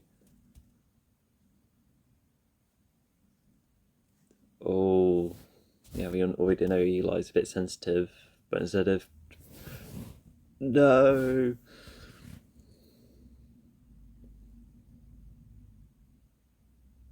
Yeah, so yeah, Eli's gone off the rules. Very similar to the first film. But whilst Grease would have been pleased with that, John is like, why didn't you do that? But not to mention it's Robbie getting hurt as well, which makes it a bit more like we understand why Johnny reacted in that way, but no, none of his students know that Robbie is his son. And there you go. Daniel's going to see Robbie, which is nice. Yeah, because after doing Daniel proud and getting hurt as well, that's definitely enough to prompt Daniel to speak to Robbie.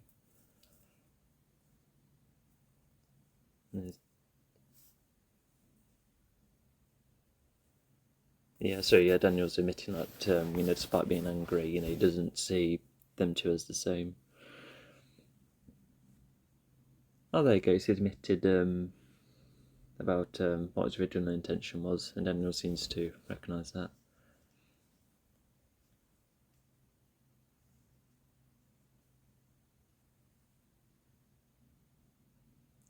Oh no, yeah, that's what Daniel's mindset is like at the moment.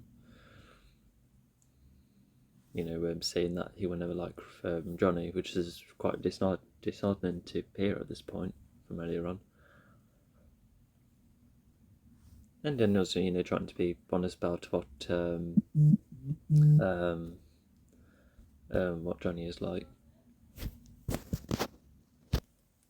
Yeah, and Daniel's quoting something Mr. Miyagi said, something that can be, partially true, about because if it's the teachers misleading the students, then of course it can be the teacher's fault. And also, it's quite interesting to see a bit more of this area and the way it's paying tributes to its past tournaments, especially with having a picture of Kreese as well. Also interesting for Johnny to have a look at Kreese as well. I bet Johnny kind of did that too, think, yeah, I'm already doing a better job than he is. Also, yeah, that's a reference to the first one, because whilst Mr. Miyagi rubbed his hands and he knew how to heal people, it looks like Dano didn't really quite know how to do that. Maybe, did he attempt only to be like, oh, hang on, right, let's just go for a medic instead? Or is that for Daniel to be like, alright, now I know what to do? I think that's why he was rubbing his hands, despite being a reference. And there you go, this is sorry,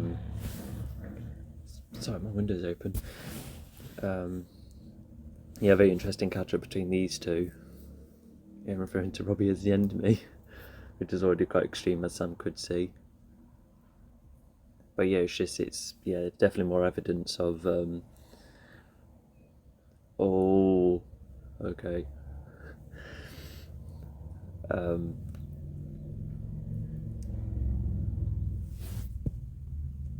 second.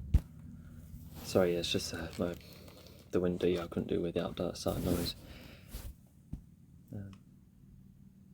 Okay, so despite. Oh, is the sun coming too? Okay. Yeah, I think Amanda could already guess that with Miguel upsetting Samantha. That's definitely a good enough excuse to leave. And for Amanda to say about their texting as well. Yeah, that'll keep Daniel up to date. But at least Daniel can watch until the end, and Daniel can say to the others as well.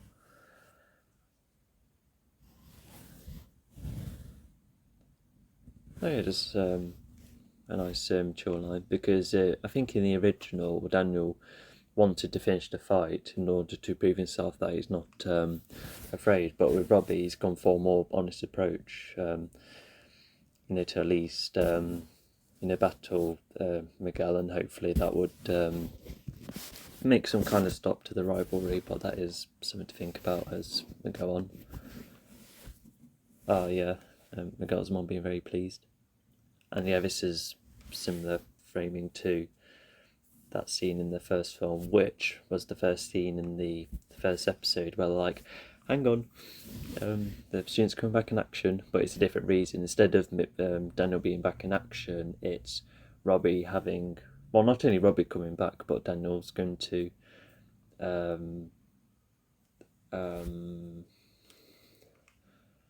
lead him, I suppose. Also, I wanted to expand more about Miguel and Samantha earlier. Miguel already referring to Robbie as his enemy. Miguel's definitely not got over that. Same ways they two haven't really got over. Yeah, so because if Miguel's going to be all aggression, Robbie can't exactly go back to. Yeah, because Robbie can't exactly be aggressive too, because he can only counter it, and that's a smart move. But yeah, this is almost like Johnny versus Daniel on a gun. But instead of them actually fighting each other, it's what they've taught, which taught to these students, which acts as part of the relit rivalry.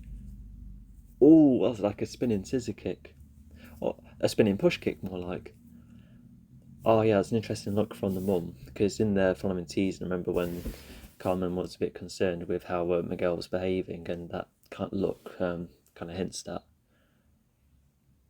Not to mention, there's the times when Miguel, um, when he's like, "Oh, I'm gonna totally beat him up," and not only does that put Sam off earlier, but even Johnny's a bit worried. Like even right there um, it's Robbie gets beaten up.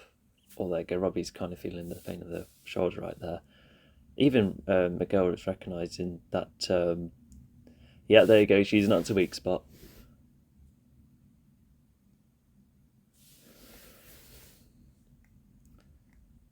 Yeah, even Carmen doesn't know about this rivalry. I don't think, or what happened. Maybe Miguel might have said what happened. I don't know. I'll just have to see if Carmen says anything about their falling out in the this following season. Yeah, nice for Daniel to give him Robbie some extra words. Because Robbie's a bit more in pain, and Daniel's just nicely reminded him. It was also interesting to see the Cobra Kai students like laughing at Robbie. It's similar to the first film where they're like, "Oh, look at this loner, trying to fight but losing." So it's that going in a loop as well. Oh wow, he's going to try and fight with one hand. That's interesting. Oh, cool. No loss of points. That's all right then. Yeah. It's also interesting to learn how the rules work, assuming that a lot of them carried over, unless the council did change some points. Um, if other fourth season, I suppose we'll find out. Oh, yeah, here's the double leg kick.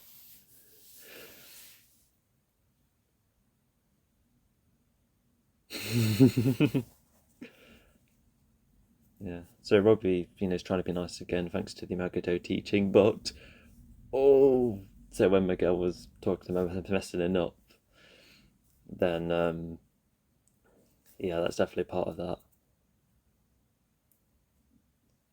Ah, and that's Johnny just remembering what that kind of legal contact, just like knowing the consequences of it. Ah, and there it goes, just like Daniel, just reaching it till the end. Yeah, there you go. Miguel's admitting the weakness because that's part of Cobra Kai is him identifying the weakness, as you'll see later on. And then this is similar framing to, like Kreese and Johnny, but instead of Kreese adding to the aggression, etc., it's trying to downplay it because it's not just seeing Robbie getting hurt, but it's just also not Miguel not taking it too far because Miguel's just attempted to hurt Robbie um, outside of fighting. There's a couple of back fists as well. I like back fists. Oh, well, it's a good spinning hook kick. You have to really turn your head for that. Oh, so you would think it'll be similar to the illegal kick hit that Johnny did against Dannon in the first film, only for Miguel to listen a bit, and it's just defeated Robbie in a slightly more considerate way, instead of another legal move.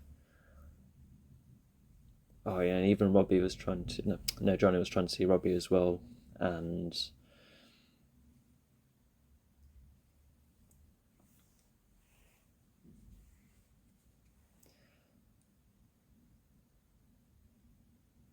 yeah, they're both quite disappointed.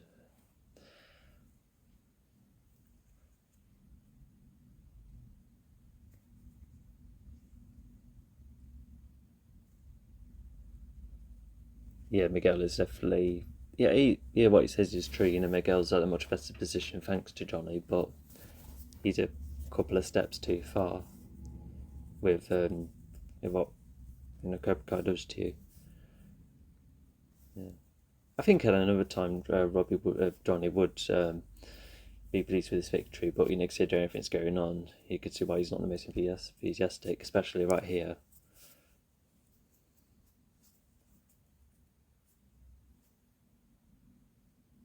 Okay, so they're making some amends, but it just looks like Robbie's more happy with Daniel.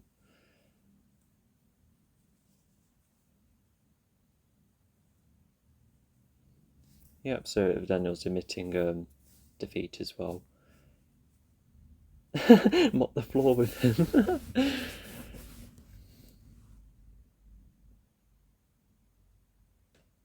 Oh, there you go, just trying to reassure him, especially with how he was acting earlier. Yeah, Miguel's obviously thinking of Sam as well.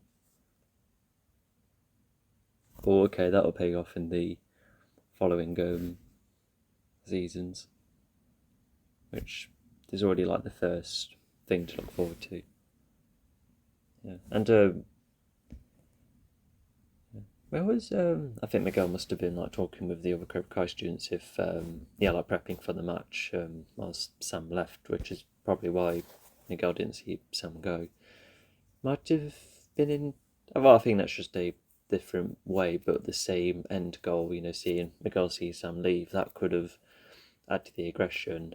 But even then, it's still there. But yeah, just like I said, can seem a lot of reasons why she decided to leave early. And there you go. So with karate definitely coming in the forefront, with everyone she knows getting into it. And yeah, she's going to try and remind herself. But there you go, she's still got it. Yeah, because if Johnny can go back to it after 30 years, then Samantha can definitely do it as well.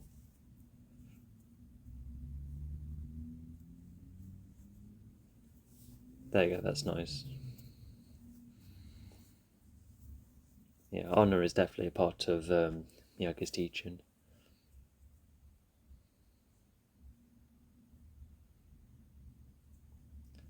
Oh yeah, I bet he is. Oh, there we go. Yeah, so if Miyagi's going to step up, then so is Daniel.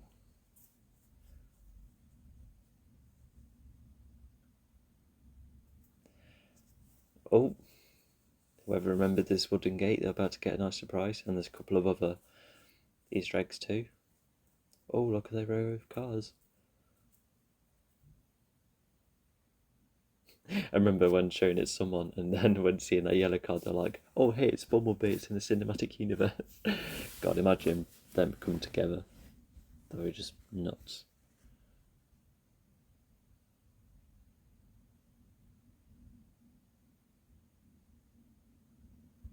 Yeah, especially if Cobra Kai stepping up. So yeah, very interesting line from Daniel there. There you go. We haven't seen this since Karate Kid 3. Yeah, really nice fighting area. I think it could bring up the question, right, John, if Daniel didn't bring Robbie there before, but maybe Daniel was just trying to go for a fresher approach, or maybe it's Daniel, just properly opening his dojo. Because I think, as shown later on, I think Daniel's hoping to teach more people as well, or at least be there when someone needs to. Yeah, that's my reason. Oh, there you go.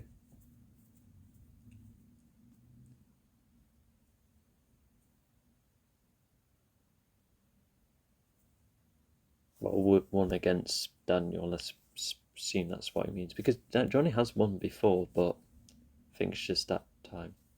But he's always, of course, Chris is pleased with Johnny that Cobra Kai's now back up. But gosh, yeah, look at Diffie and Johnny. Is an old mentor coming back?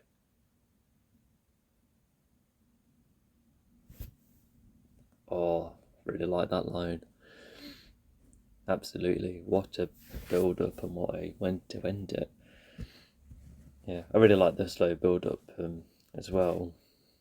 I think it definitely symbolises Kreese coming back. But as you'll later find out, he faked his death again until now.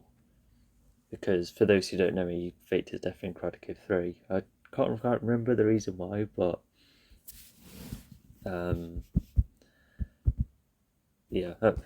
maybe I could watch the films, make Cobra Kai connections, etc. Also, as I'm just rewatching the episode whilst doing an ending commentary, I just saw some gear. So it looks like some students can like warm up before the tournament, which I suppose is quite nice.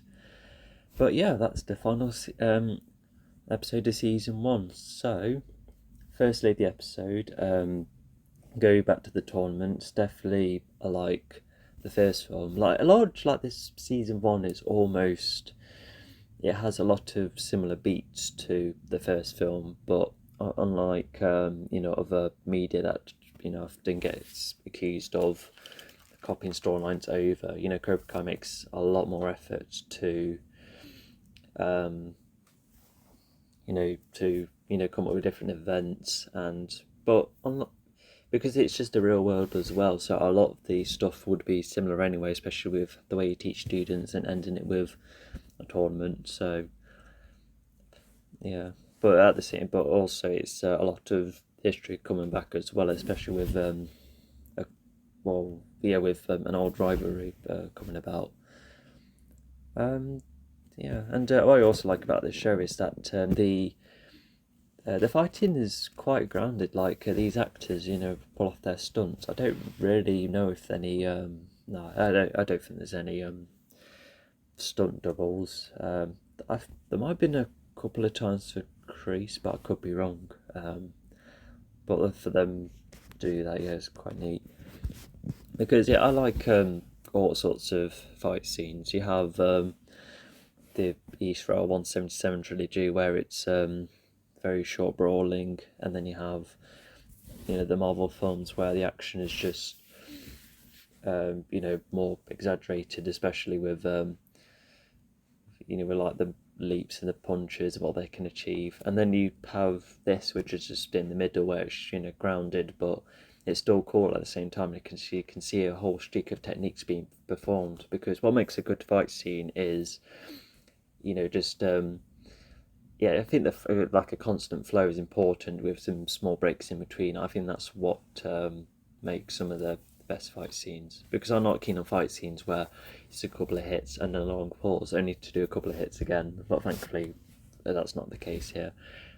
Because it'll be really hard to rank the fight scenes in this series, but could be interesting to do. But all of them are just pretty they're just all pretty consistent. In fact, if anything, looking back, I think there's one or two that are slightly weaker than others, but a lot of them are just really good, not just in the performance, but in relevance to the story too.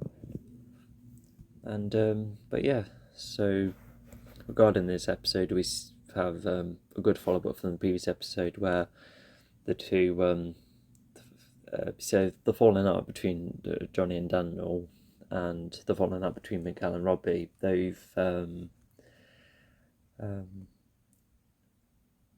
I think it would create questions with what would happen with Miguel and Robbie. You could guess, with Robbie trying to provide honour, does that make them better sooner, or does Miguel's aggression make it last longer and worse? Which is definitely one interesting idea. I think that's the another thing about this episode, because despite what it achieves on its own, well, not just this episode but the whole season as a whole, there's a lot of really interesting cliffhangers for the following season. And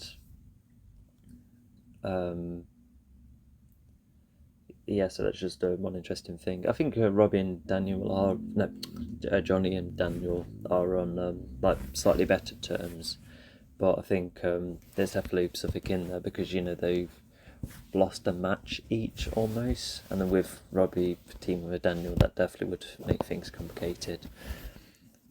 Sorry, that was I was just moving a couple of things aside. Also, as I'm rewatching this, Hawk was just showing concern about Johnny then as well, after what Bert saw of him last night. So that's just another interesting thing. Just goes to show that Johnny's just almost like a good buddy to these lot, which further adds the differences between Johnny's version of Cobra Kai and what Kreese used to do, because you couldn't really make Kreese your new buddy. Kreese was like the commander. He was in charge. And speaking of which, like throughout the season, you have a couple of name drops and a couple of visuals, even a couple of flashbacks, and only to then see them. Because, as someone who didn't see the films before the show, you already, know that, Chris is, he's no good, especially with what Johnny's been taught and what has been passed on to his students, whether unintentional or not. You already know that Chris is bad news, and so to them seeing come back, it's it's going to be interesting, and to have a teacher-student dynamic, especially with Johnny being the protagonist and Chris assuming to be one of the villains, that's already not only an interesting thing to work from, but just already a very interesting versus hero versus villain dynamic. Definitely an interesting one as time goes on. It's definitely one of my favourites because of it's just a lot of details you can pull from, which you'll see when you watch more of the show. And also in this episode, we see a lot of the similarities and differences with how the tournament works, how it plays out. We also learn what some of the surfaces were like, especially with students able to warm up before going, and even the audience can have some beverages, and see a couple of background people, especially Stone's mum being very over the top, and she's an eye level to try and give her son a bit of encouragement, so to give more personality to the crowd alongside the background characters. That's already an interesting touch, and we have some knowledge of who Carmen and their grandmother are, so for them to join the crowd as well further makes it interesting, even more interesting now we know a little bit about them too.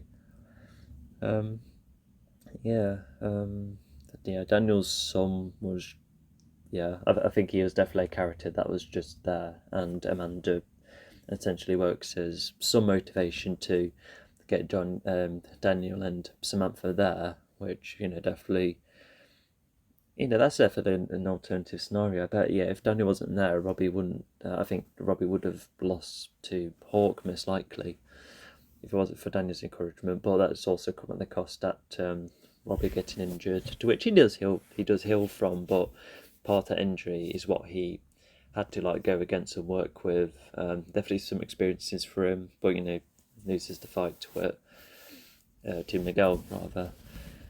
And also just going back to Amanda, for her to take the kids back as well, that's that's just something we see more of, especially with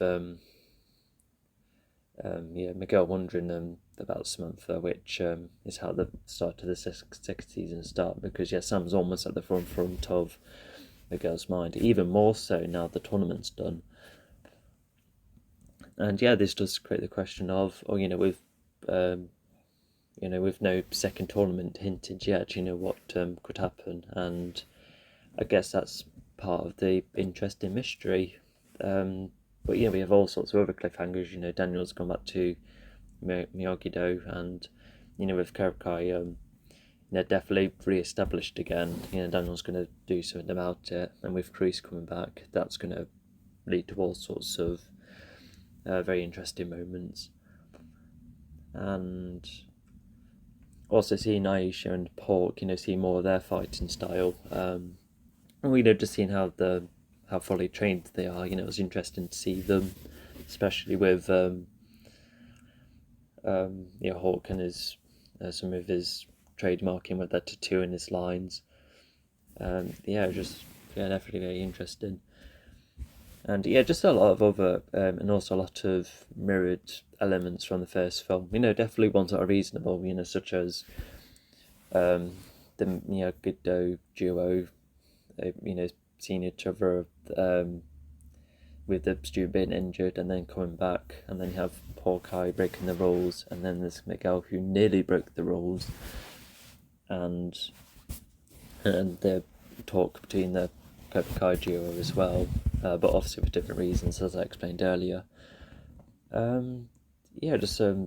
not only Easter eggs but just very interesting parts. Even Johnny has definitely reached this interesting first arc where with seeing Daniel again, it's reignited that rivalry, but only a hint at first. But that's enough to make Johnny go like, oh, you know what? Let's bring Cobra Kai back. That's going to bring me some satisfaction. And with teaching students to be tougher, and despite some sentimentality which Johnny has got back, and even new experiences, it's definitely just like the toughness which he started to get back, but because of what he's been learning over time, he's that idea of just like holding you back, because Johnny definitely used to be thanks to Crease, Johnny was already a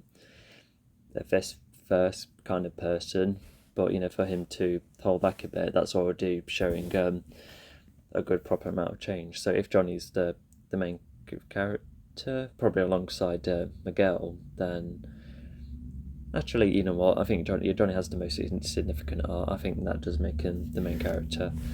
I would say so, because like Miguel doesn't really go on an arc. He just has a dramatic a character change, and well, if anything, for Miguel not not to go for an illegal hit against Robbie, I think that shows Miguel also gaining a lot of aggression, only to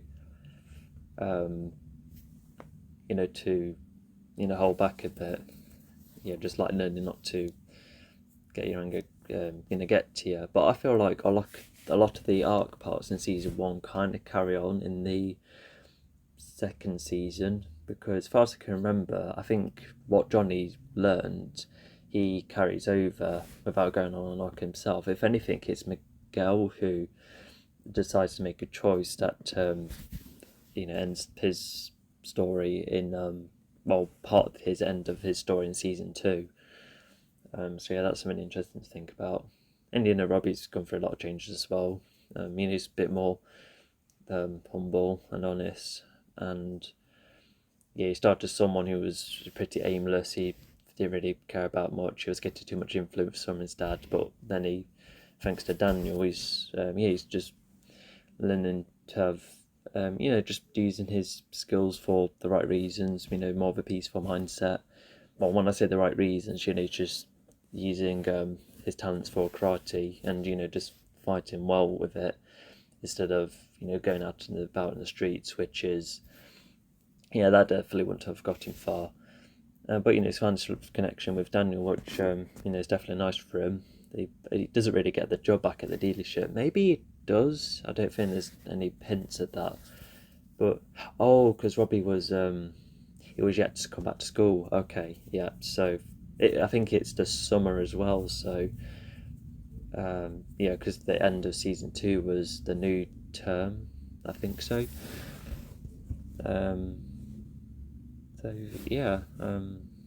So these character changes are very interesting. Even Daniel doesn't really go on an arc. If anything, he just learned a couple of things along the way, such as try not to get the rivalry get to him, especially as evident with the rent increase. So I think it shows that Daniel's already learned that almost, and by doing that, he's taught Robbie just like to focus on himself instead of training Robbie to go against someone.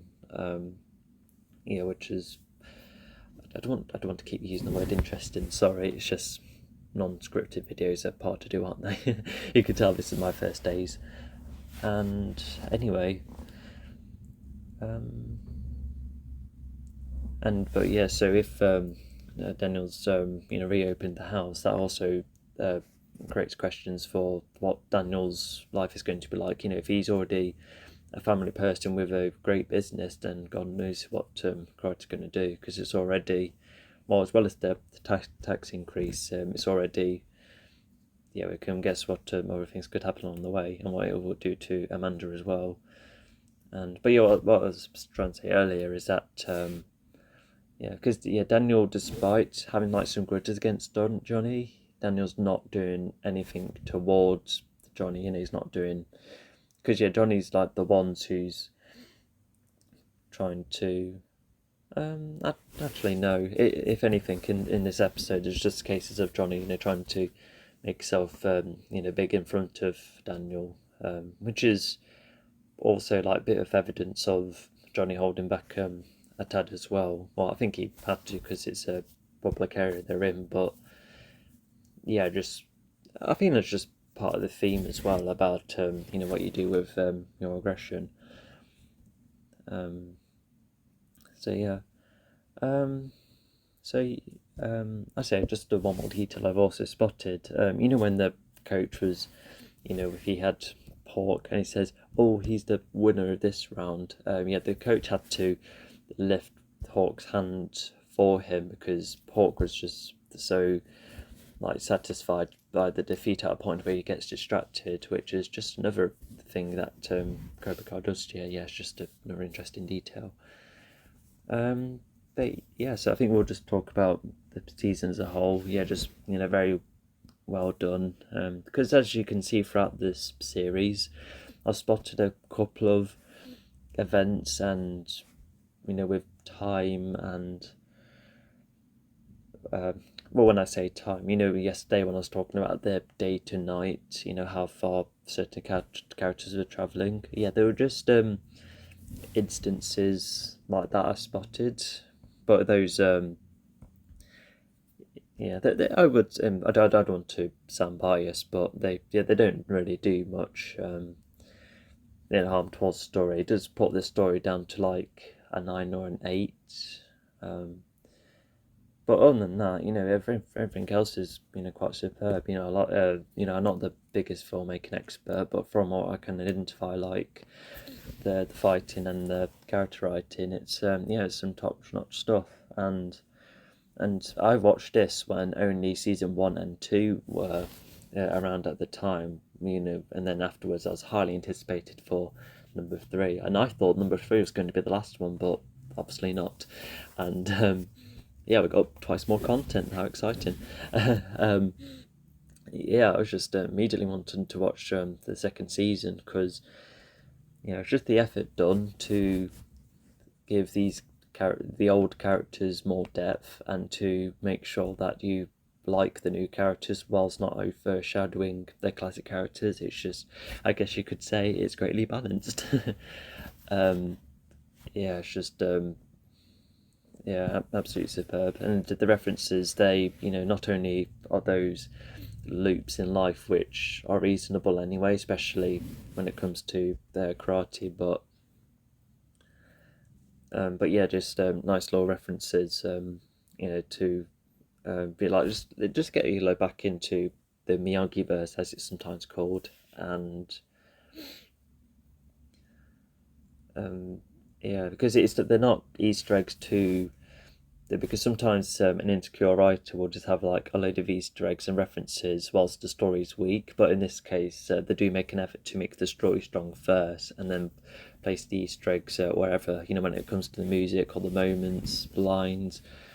It's just just nicely, carefully placed. And I think I've also said this earlier, because of how neat and tidy this first season is, I want to say this is the best constructed season, because my favourite ones is I'm still trying to think about which one I like subjectively, but I think when it comes to a starting point which is this neat with just a limited number of characters, that already makes the starting point the best constructed, because later on they do add more characters, which means more storylines, and there's just a bit more of the lore to acknowledge, which you have to carefully juggle. And obviously, it does all of that really well as time goes on, but because of how precise this first season is, it already makes it, I think, is the best well-written season. And the 3 people that the showrunners basically, all 3 of them, as far as I've researched, they're all comedy writers, which evidences the nice use of comedy every now and again. I really like a lot of the funny lines and an occasional slapstick every now and again. Yeah, because I don't normally like over the top humour, but thankfully he doesn't really have that. Maybe there's a couple of slightly exaggerated bits of humour, but like I said, just a lot of really funny lines, and Johnny's already someone who has his catchphrases, and when you like see a line of his, you can definitely tell that it's Johnny saying it. And he's someone who hasn't really had much screen time in the first season, so for the showrunners to add those layers to him, it's just made him a proper icon. Just a very recognisable figure in this era of modern TV. It's just part of what my favourite show. It's just very well constructed, and despite a lot of stuff nowadays being like really hit and miss, it's just really good to get invested in in these classic characters. Just learning more about them. It's just it was so interesting because I've only first started watching this because I like martial arts anyway, but I was just getting way more than I thought. Just like learning about these old characters and getting to the new ones. It just got me, from the first episode and so forth. It's just I'm just really speechless right now with with how much it's achieved. I suppose before we end the commentary, I just want to see if there was anything else. And also despite Chris and Miyagi and all the other characters not being present yet, and not that we all know what stage Miyagi's like, but to hear bits and bobs about these other characters that haven't appeared on screen. It just because of the way the characters talk about them and the influence they've had on other people, it's it just makes you like look forward to seeing some of these people, and whenever they come about in these future seasons, just adds to the world. And speaking of the world, just we've been seeing more of the valley over time, even seeing the same places as well, and and also just a proper change of the landscape as well. Like very interesting to see Cobra Kai go back on top. Just a nice little story about Johnny bringing Cobra Kai back. That's definitely part of the premise. And like who would have thought that a series starring a character who, like I said, wasn't he hadn't had the most screen time. He definitely had presence, especially with the tournament at the end of the first film. But for someone, if we don't know much about him, but then to making the main character, it's just a very bold move. And I think when it comes to making stories of previous properties or just previous IPs or brands, whatever you like to call it, and you do have to make some bold choices, and they're definitely done here. And they're just as Johnny would say, it's the script is flipped. Instead of Miyagi being the lead, it's almost Cobra Kai, but instead it's more of an just a bit, I guess, just a great emphasis on both, but just like I said, just more about Cobra Kai in general, especially with the choices Johnny make, is what makes all of this happen. And I think we'll just stop right there. So I hope you're enjoying this commentary. Like I said, this is the first time I've done this. I do keep saying or doing similar things, but I think this show deserves a hell of a lot more credit. I'm surprised this isn't more mainstream. But hopefully once season 6 comes about, and with a show being complete, hopefully that'll draw some attention, because sometimes when a show is fully packaged, that makes people think, okay, so all of there at once, let's give it a go. Because they're playing the 8th trilogy, the modern one, that had more people talk about it way after it was completed. Well, granted, there is the new one, but for people to start talking about the trilogy years later, now it's a complete package. Yeah, I just hope the same happens here. Anyway, I've already been talking about it for so long. That was season 1. Very good start. Looking forward to what's happening later on. Yeah, and so like I said, you can use the comment section. Talk about what you think of it, what else has been achieved well, what else you like about it, what else should have been improved, anything I've got right or wrong. I'll just leave you alone. I've already talked long enough about this season.